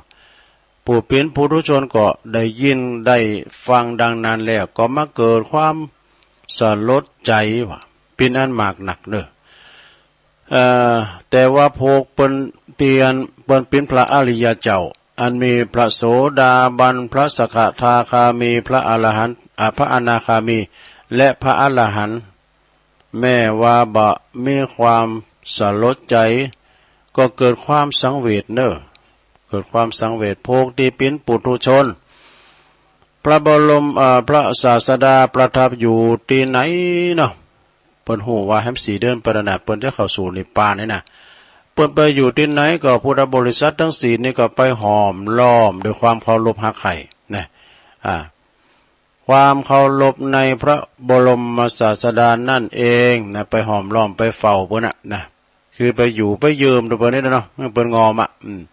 ฝ่ายพระภิกษุที่มีชื่อว่ามีนามว่าธรรมารามเนี่ยชื่อเหมือนกับชื่อวัดแต่ชื่อตุเจ้านะธรรมารามเมื่อได้ยินกิตติศัพท์ว่าอีก4 เดือนไปต่อหน้านี้พระบรมศาสดาจะปรินิพพานก็จึงคิดว่าเฮานี่ทำจิตใจให้หลุดพ้นจากอาสวะกิเลสตัณหาทั้งปวงดีกว่าเนาะเป็นพระอรหันต์ก่อนที่พระบรมศาสดาจะปรินิพพานนะคือหมายความว่าเปิ้นเลยปฏิบัติธรรมอย่างเข้มงวดเนาะจึงบ่ได้ไปหอมล้อมไปเข้าเฝ้าพระบรมศาสดาแต่อย่างใดไปบ่ไปนั่งอยู่กับเปิ้นบ่คุกคีอยู่กับเปิ้นฝูงนะเนาะเปิ้นอยู่ด้วยโดยลำพังคือไปทำสมาธิไปนั่งภาวนาจำเอาธรรม ที่พระบรมศาสดาที่เปิ้นสั่งสอนแล้วก็ทำหัวจิตนะภิกษุทั้งหลายนี่หันดังนั้นแหละจึงไปกราบทูลพระบรมศาสดาว่ามีพระภิกษุชื่อว่านามว่าธรรมารามเนี่ยบาหันเข้ามาเฝ้าหอมล้อมเหมือนกับภิกษุอื่นๆเลยนี่ชาลอยว่าบ่มีความโศกเศร้าเหงามองบ่มีความหักใคร่ในพระบรมศาสดาบ่มีความเคารพนี่บ่มีในพระพุทธเจ้าเนาะพระบรมศาสดาคือพระพุทธเจ้าของเขาเนี่ยทรงหู้ในวรจิตของพระภิกษุธรรมารามเป็นอย่างดีนะเปิ้นหู้จิตใจละเปิ้นขอหมายความว่าเปิ้นหู้จิตใจละนะเปิ้นความที่ว่าจะจะยกขึ้นเป็นตัวอย่างแก่ภิกษุทั้งหลายก็เลยห้องพระภิกษุรูปนั้นนะเข้ามาเฝ้าพระบรมศาสดาแล้วถามว่าตีบ่มาเฝ้าพระบรมศาสดาพอเหตุใดนี่นะเนาะพอเหตุใดที่จริงในพระพุทธเจ้าเปิ้นหูละนะเปิ้นใครมันแจ้งแก่ภิกษุทั้งหลายนะเป็นเพราะเหตุใดเพราะพระพุทธองค์ในหูแล้วในธรรมตีพระองค์ทรงแสดงนี่นะแล้วอยากจะเอาธรรมที่พระพุทธเจ้าทรงแสดงนั้นให้ฟังแล้วก็แล้วนั้นเป็นเครื่องชำระจิตกิเลสเนี่ยเป็นเครื่องชำระกิเลสนะกำจัดตัณหากำจัดนิวรณ์ตังหาอันเป็นตัวกำบังเหือเกิดมาเหือมดจดจากกายวาจาใจเนี่ยข้าพระพุทธเจ้าประวัติของข้าพระพุทธองค์พระเจ้าข้าคืออยากจะบรรลุเป็นพระอรหันต์ก่อนที่พระบรมศาสดาจะปรินิพพานจึงบ่มีโอกาสเข้ามาเฝ้าหอมล้อมเหมือนพระภิกษุบางองค์บางโภคพระเจ้าข้าเนาะข้าพระเจ้าก็เลยรีบเฝ้าปฏิบัติธรรมให้บรรลุแจ้งในธรรมให้บรรลุก่อนที่พระบรมศาสดาจะปรินิพพานนะเลยบ่ได้มาหอมล้อมพระพุทธเจ้าข้า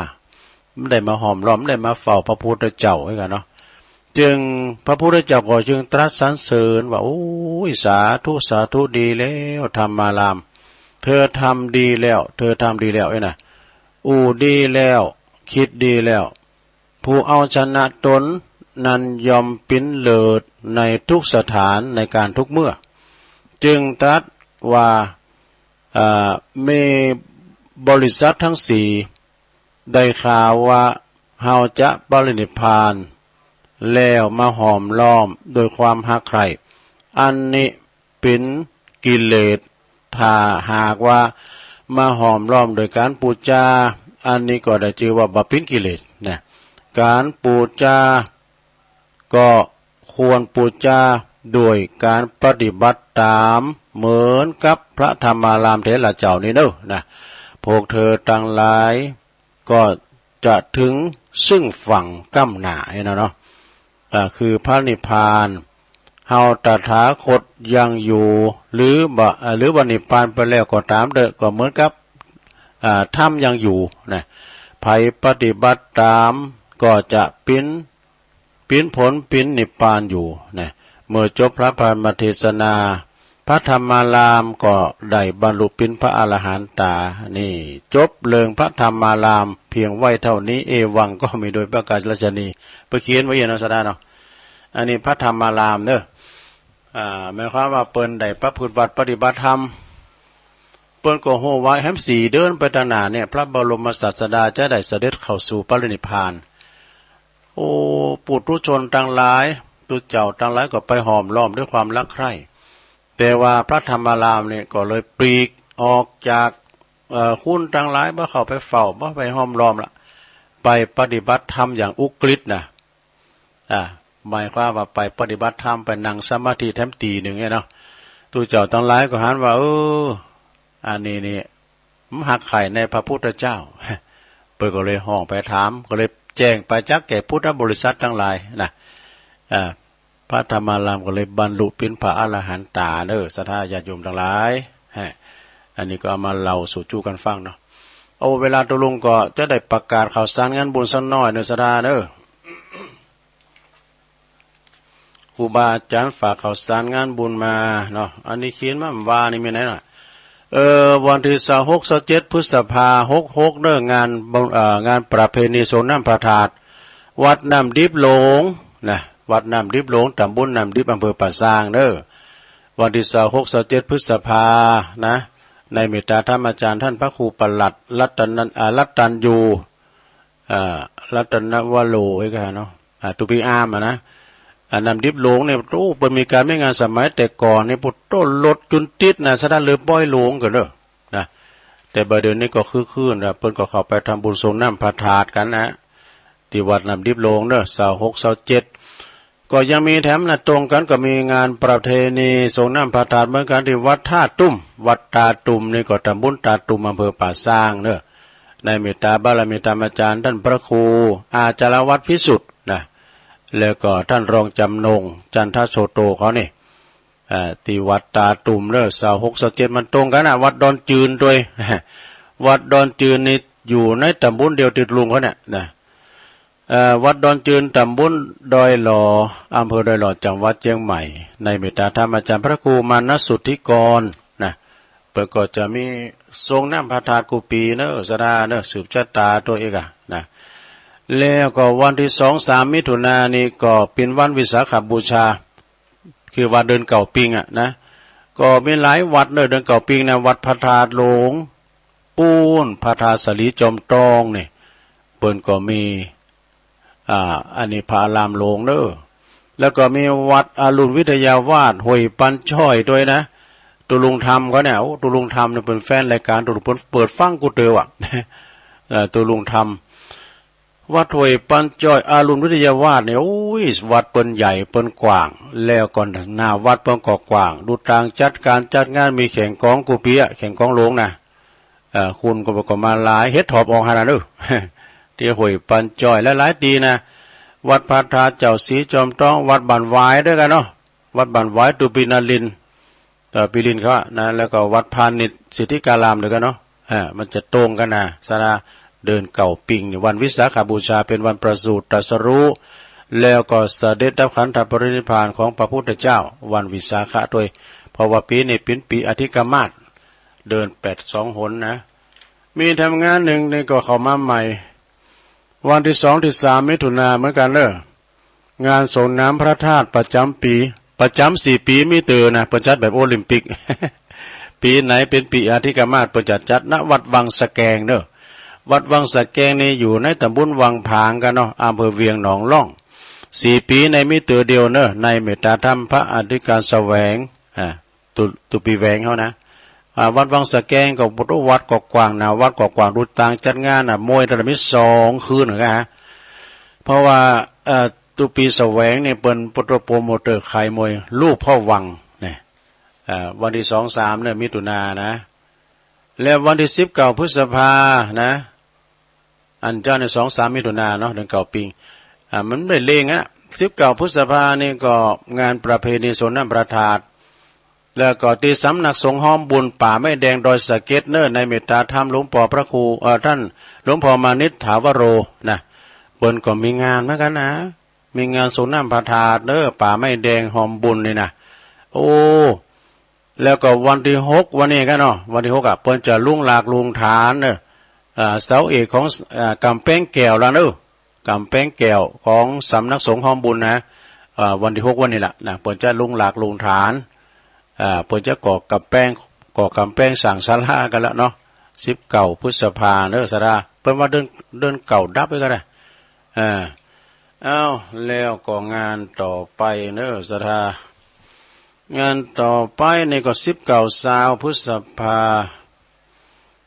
เจิญงานประเพณีสงน้ำพระธาตุประจำปีที่วัดดอยแดนต้องฝ่ายดอยแดนบุนะโซนใต้วัดดอยแดนนี่อยู่ตำบลเหล่ายาวอำเภอบ้านโฮงในเมตตาบารมีธรรมหลวงพ่อสุทัศน์ท่านันสโยนะอันนี้ต้นตำรับนะต้นตำรับผี6 โตนะ ผี6 โตนะผีการพนันนะเปิ้นมีอีกกี่เด้อพบกับผลงานการแสดงลิเกของคณะหยังก็ไปพอกันมีย้อนยุคลำวงโดยมีแข่งบอกไฟลูกหนูเปตองโดยนะไปกินไปทานกันเด้อ19 ที่วัด ดอยแดนวัดปอดุลเขาปอสมขีดก็นะปอหลวงศรีวังบางคมเนตรนะประธานการก่อสร้างหลายอย่างโดยปอหลวงศรีวังนี่นะบารมีสูงบารมีแห่งแล้วก็บ้านของแม่สายพินก็เนาะผู้ช่วยเขาแล้วก็แม่จำปีวงฝานฟังอยู่แม่จำปีไหวตัวลุงเตะทำบนไหวตลอดวะพฤษภาแล้วไปแล้วเนาะร่องช้างพยาวันโอ้ยแต่ว่านี่คุณนาคุณลายเนอะมันห่อนไปหน่อยนะแต่ว่านี่ก็มีคณะจังฟ้อนจากแม่ศูนย์ฟางนะวัดเนี่ยก็ลืมมาละปดปนฟ้อนลำวงสงกรานต์ โมนแหละโทษหลวงพ่อปนปลาศรัทธามาจัดหลายหรอจังฟ้อนจากแม่ศูนย์ฟางนี่วัดเนี่ยก็ลืมมาแล้วนะตำบลแม่ศูนย์ตุลุงก็ลืมไปเปิ้นฟ้อนเปิ้นลำอันใช่ฟ้อนนะเปิ้นลำเนาะลำวงสงกรานต์อันนี้พระท่านมหาเนี่ยเปิ้นได้เขนตุลุงนะ16-17มิถุนายนนะ16-17ในวันศุกร์วันเสาร์พอดีนะที่วัดตุนพึ่งเนอะตำบลหนองหล่องอำเภอเวียงหนองหล่องจังหวัดลำพูนในเมตตาบารมีธรรมอาจารย์ท่านพระครูท่านพระมหาธีรวัตรธีรพันธ์สมัติท่านพระมหาธีรพันธ์ธีรกิติอาจารย์มหาเบลปริญธรรมเก่าประโยคเนอะปปิเจ้าคณะตำบลหนองหล่องแล้วก็เจ้าอาวาสวัดตุนพึ่งนะอาจารย์มหาก็เขนตุลุงเนี่ยวันที่16มิถุนายนนี่เปิ้นก็จะมีฉลองตราตั้งพัดยศพระสมุนะในตุปีบาทเนอะตุปีบาทเปิ้นได้รับตำแหน่งเป็นพระฐานานุกรมเป็นพระสมุนะโอ้จะได้ไปแสดงมุทิตาด้วยเนอะวันที่16นะ16มิถุนายนแล้ววันที่17นี่สดาญาติโยมมิถุนายนเนอะเป็นงานประเพณีวัดต้นพึ่งทรงน้ำพระธาตุเนอะวัดตุนพึ่งเนี่ยโอ้ยคุณเปิ้นหลายเปิ้นจะร้องเนี่ยรู้โคตานซาเลิงแรงนี่ว่ามันหนักละเพื่อว่าผูกเจ้ามาทั้งปุถุทั้งหลายหรือเต่าก็16-17เนอะไปปักกันที่วัดต้นพึ่งเปิ้นเนี่ยมุนตุลุงถึง2วันเลยหน่อยท่านมหาเปิ้นก็เขียนว่าเปิ้นก็ไปดอกไปสวดมนต์เจริญพุทธมนต์สืบจัตตาหลวงที่วัดล่องช้างพยาวันนะ16-17เนอะไปปักกันที่วัดต้นพึ่งวัดแม่ศรีแม่เพ็ญศรีแม่บุญศรีสร้างลิงครับเนาะอันนี้ก็ได้ว่านี่เหมือนกันนะ28พฤษภากันเนาะ28พฤษภางานส่งน้ำพระธาตุที่วัดก็ที่วัดอันนี้วัดน้องเกิดเนอะปีนั้นขังเปิ้นเขียนเห็นว่านะประถักจันลอยเปิ้นก็ตอนรับต้นกรรมสัพทุนวันคำเนอะปีนั้นขังนะอยู่ด้วยการจนแห้งคำวัดน้องเกิดปีแรกเนี่ยเพิ่นจะจัดนะเดินเก่าออกเก่าคำวะนะเดินเก่าออกเก่าคำที่วัดน้องเกิดนะในเมตตาท่านอาจารย์พระครูประสิทธิ์วีรศาสตร์อาจารย์ครูบาบุญกำเนอะวันที่28พฤษภานะเดินเก่าออกเก่าคำนะที่วัดน้องเกิดเนอะปีนี้ปีแรกนะโอ้ยศรัทธาพี่น้องน้องเกิดบ้านเดียวถึงเหลือกินแล้วนะยึดปลำเลย คนเป็นหลายแล้ววัดก็คาหนองบูนะบนก็จะมีเหมือนกันเนอะอันนี้เก่าแฮมเก่าคำนะมั้งเนี่ยวัดก็คาหนองบูเดินเก่าแฮมเก่าคำเนี่ยนะจะตรงกับวันยังโมเนอร์วันตุลุงอินเขานะวัดก็คาหนองบูแล้วก็งานปล่อยหลวงก็ยังมีอยู่เนอะสดาเนอะปล่อยหลวงวัดยังวัดนางเกิ้งห้องห่าเนี่ยวัดของแม่บุญเมืองก็เนาะห้องห่าเนาะแม่บุญเมืองเนาะจะไปหอมโคกันเนอะแม่บุญเมืองเนอะหอมโคบ้านแม่บุญเมืองนะ18 19 20อันนี้ข้อมูลจากปีนั้นครั้งเนอะ18นี่ห่างน้อย19โคตานเข่าวันที่20นี่ก็เป็นวันตาลเนอะที่วัดห้องห่าเนอะวัดนางเกิ้งห้องห่านะในเมตตาธรรมท่านพระครูโกศลอันนี้รองเจ้าคณะตำบลนะตุปีบุญมีนี่เป็นรองเจ้าคณะตำบลน่ะแล้วว่านี่ก็ปันป้อนอยู่หันวันคำนะปันป้อนอยู่หันวันคำที่วัดห้องช้างพยาวันเนอะเอางานต่อไปศรัทธาญาติโยมทั้งหลายงานต่อไปก็วันที่19เหมือนกันเนอะ19นี่ก็ตีเปิ้นจัดฉลองอายุวัฒนมงคล75ปีของหลวงพ่อท่านพระครูปฏิภาณธรรมทินเจ้าอาวาสวัดพระธาตุม่อนจอมพอเนอะหลวงปู่เปิ้นก็มาออกรายการโดยเป็นเก้าเป็นคันเนอะเปิ้นเจริญอายุมา75ปีเนอะสดา ที่วัดพระธาตุม่อนจอมผอนะ19 พฤษภา11 12 พฤษภาศีลหน้านี่ญาติโยมมีหลายวัดเหมือนกันเด้อ11 12เนี่ยที่วัดพระพุทธบาทตากผ้าเปิ้นก็จะมีงานส่งน้ำพระธาตุส่งน้ำลอยพระบาทส่งน้ำพระธาตุด้วยที่วัดพระบาทตากผ้าวันที่11 12ความจริงเพิ่นจะเริ่มผูกวันนะผูกวันฮือไปแล้วก็วัดสองแควด้วยเนอะ11 12นะในเมตตาธรรมอาจารย์ท่านพระมหายาณสัจจญาโนวัดสองแควนี่เปิ้นจะมีหลายบ้านทงบ้านกลางบ้านสองแควโอ้หุ่นเปิ้นหนักเปิ้นหลายเนอะสะดาเปิ้นตาลป่าลอยฟ้าเนี่ยปุณจุปุณเด้อจอฟ้าวันเพิ่นจักเกิน3 สินกันนะวันที่11 12นะไปปักกันที่วัดสองแควตำบลสองแควเหมือนกันเนาะตำบลสองแควอำเภอดอยหล่อจังหวัดเชียงใหม่นะ11 12เหมือนกันเนอะที่วัดศรีภูมิมาตาสุ่มปล่อยอันนี้เปิ้นก็จะมีงานเหมือนกันเนอะส่งน้ำประทานเหมือนกันเนาะในเมตตาธรรมหลวงปู่ท่านพระครูอุดมศิริทัศน์นะ11 12เหมือนกันเนอะศีลหน้านี่นะสระที่ปุ้นเนอะตาสุ่มปล่อยนี่เปิ้นอยู่ปุ้นลำปางนี่แหละสระตุลุงเคยไปลำปางพุ่นนะหลวงพ่อเปิ้นก็เทศธรรมให้ฟังดูเทศธรรมตอนแรงนะเนาะเจียงไฮ้พุ่นเนาะแล้วก็งานต่อไปเนอะสระญาติโยมบางทีก็ลืมไปนะ23 พฤษภาก็เจิญรวมทำบุญแอวงานอันนี้เป็นงานบวงสรวงปอบานแล้วก็งานประเพณีสงน้ำพระธาตุโดยที่วัดดงนิมิตรเนอะวัดดงนิมิตรนำดิบน้อยนะท่านรองพิเชษฐ์สิริพัทโทตุพิเศษในเปิ้นก็เป็นรองเจ้าคณะตำบลด้วยตุปีเอ็มโดยเพื่อจะไปเจ้าเคืองทางใดจ้ะฮะ23 พฤษภาในวันที่23 พฤษภาเนี่ยก็จะมีการเจริญพระพุทธมนต์สืบพระราชตายกันซะนะพระจะไปหับสังก็ดีพระจะไปหับปิ้นออกห้องตาลก็ดีนะไปแจ้งความจำนงหมายเด้อที่ตุพิเศษตุปีเอ็มเขานะวัดดงนิมิตรนี่ลมลื่นเด้อปุตโตสถามีอีเก้ด้วยนะพบกับอีเก้ด้วยแล้วก็ย้อนยุคด้วยเนอะมีย้อนยุคลำวงด้วย23 พฤษภาตุลุงก็ไป31 พฤษภา1 มิถุนายนเนี่ยเดินไปเดินนะ อันนี้ก็งานสงน้ำประเพณีสงน้ำรูปหล่อ100 องค์ขององค์ครูบาดวงแก้วยานวิชัยโยวัดปากล่องตำบลนำดิบอำเภอป่าซางเด้ออันนี้ก็งานใหญ่เหมือนกันนะวันแลคืนแลก็มีการประกวดห้องเพลงลูกทุ่งมุ่งสู่ดาวนี่แล้วก็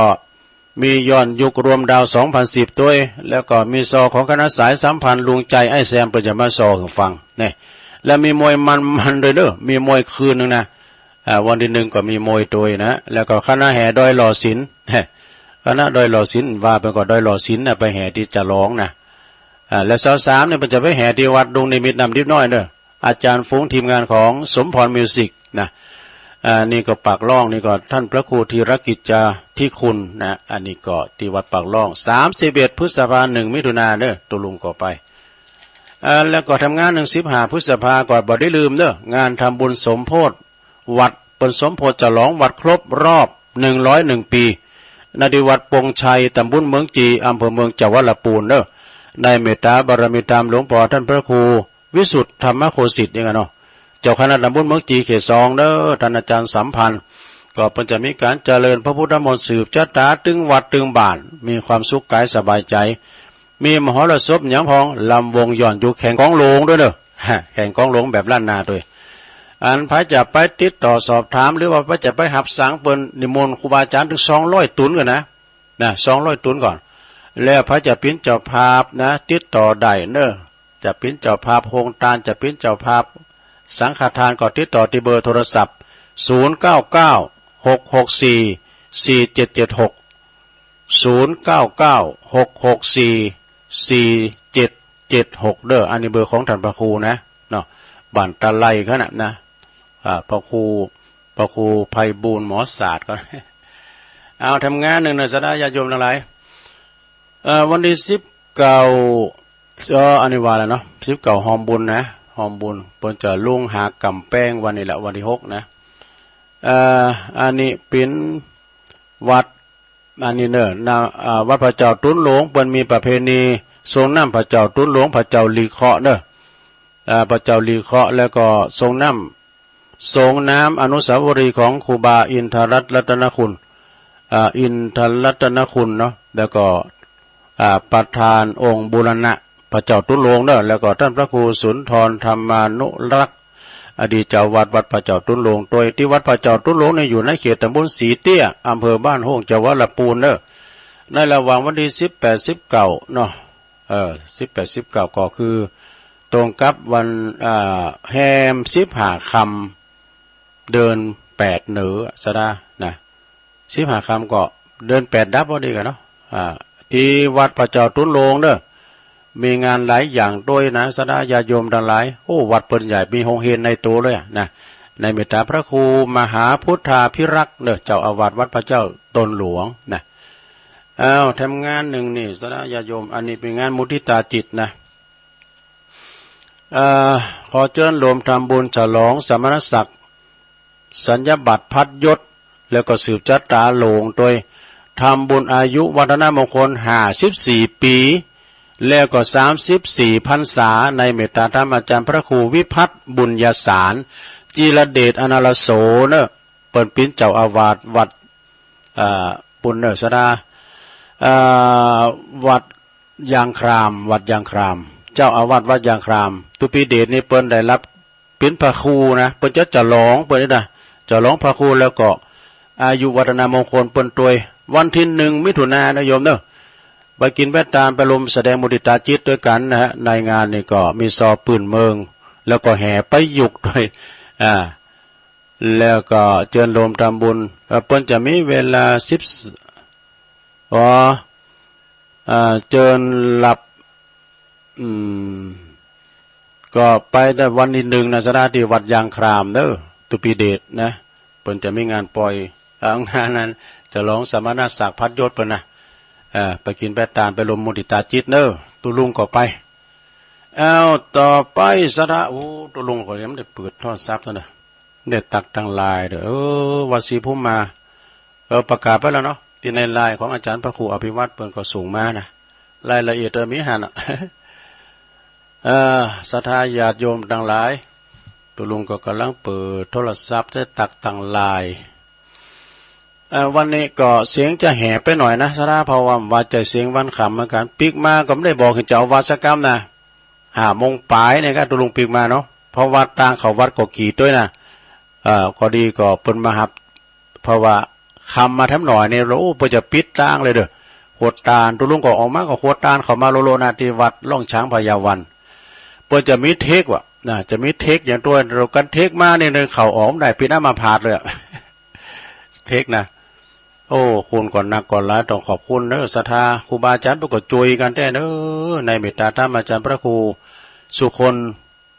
คนทัศศิลวิมลนะอาจารย์เจ้าคณะตำบลก่อนนั่งโดยการหันเกิดวันคำเปิดก่อนปิกไปพักผ่อนก็ท่านพระครูโกศลรองเจ้าคณะตำบลเนาะเปิดก่อนมาแทนปันป้อนโหวัดพองปันป้อนศรัทธาพองเอก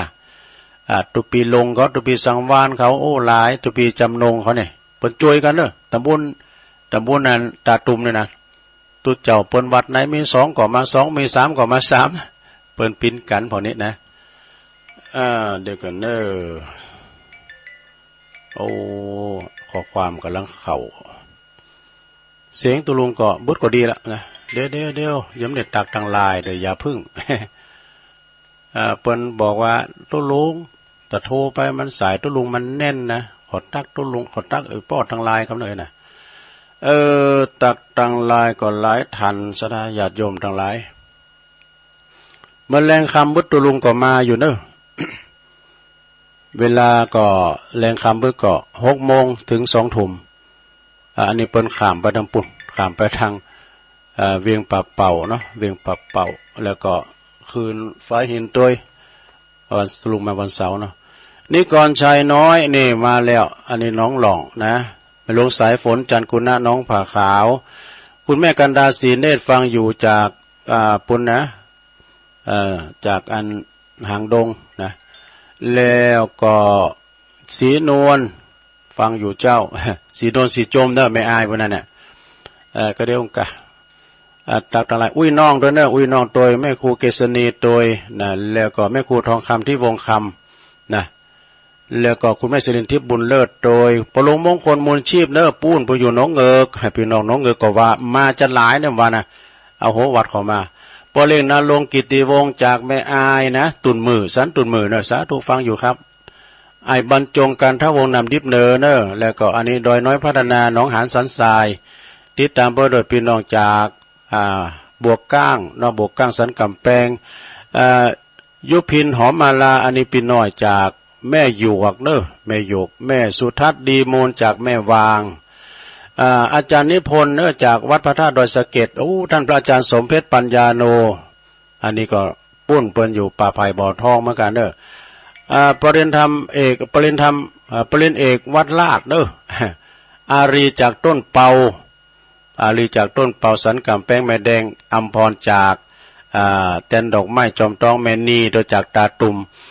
บุญส่งจากลำปางนะแล้วก็ยายจันคุณยายจันเรือนใสนี่อันนี้ก่อนนะตักทางลายพิธีเลยๆเอาละสถาต่อไป15 นาทีสุดท้ายตัวลุงจะเปิดสายเด้อโทรเข้ามาที่เบอร์0899555656เอาคุณหน่อยโทรกันเข้ามาเมื่อแรงบึดนี่ก็วันนี้ไม่ได้ไปไหนซะนะซักผ้าซักโคอยู่กับวัดกับว่ามว่าเปิ้นล่างผานล่างผาม ที่บุญดอยเนี่ยผมได้ช่วยประชากรรมนะเอาคุณน้อยเจริญปอน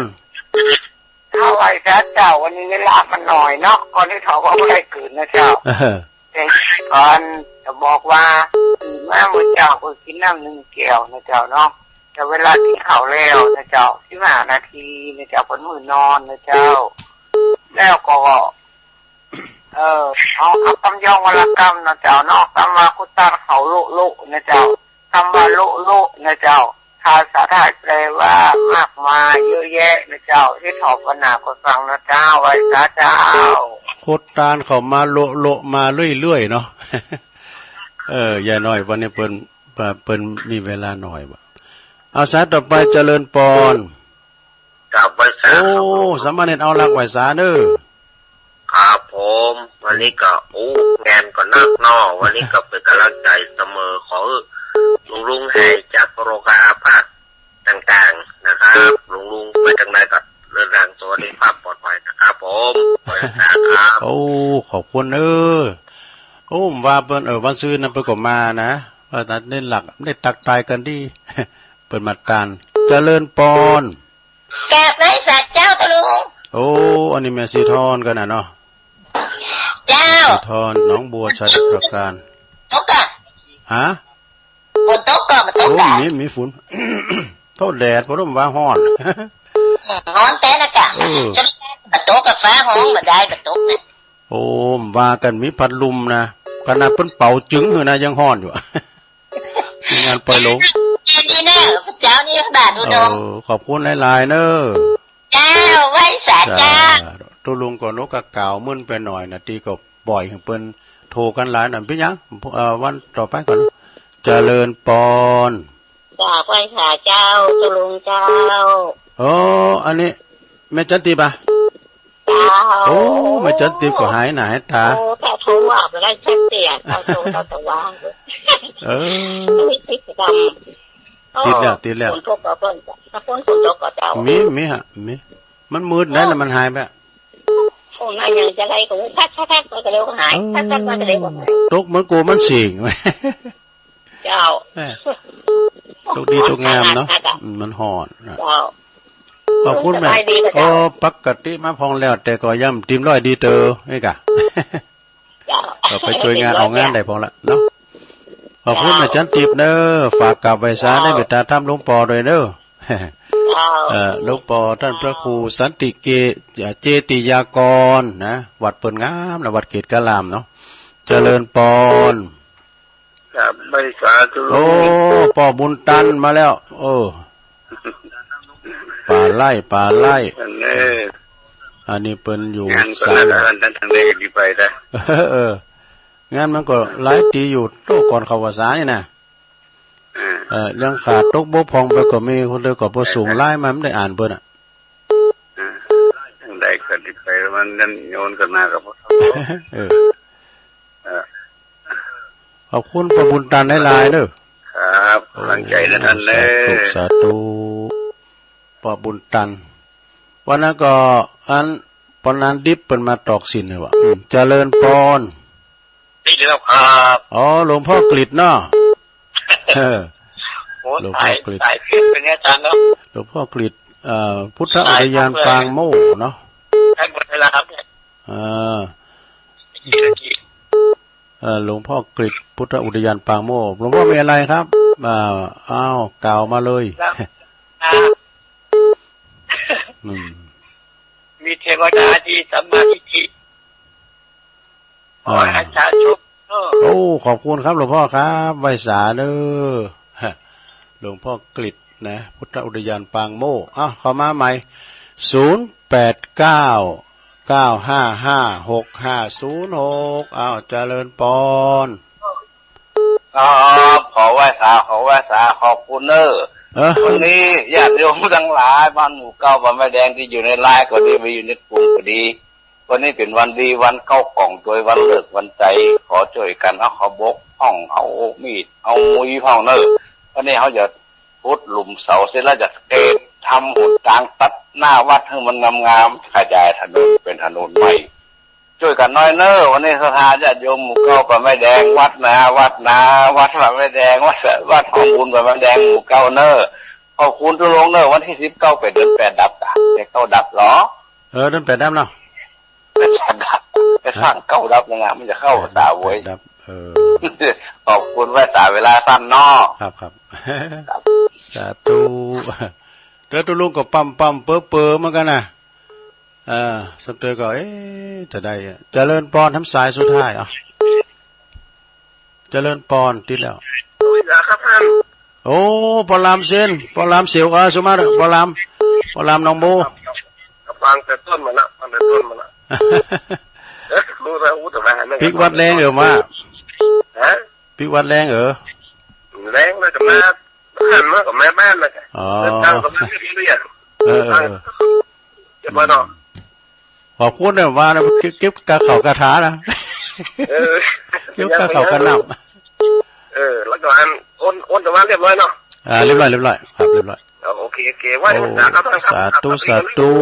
อันนี้ปอลามเซนเด้อสนะเปิ้ลก็อยู่น้องโบเป็นลามวัดนะ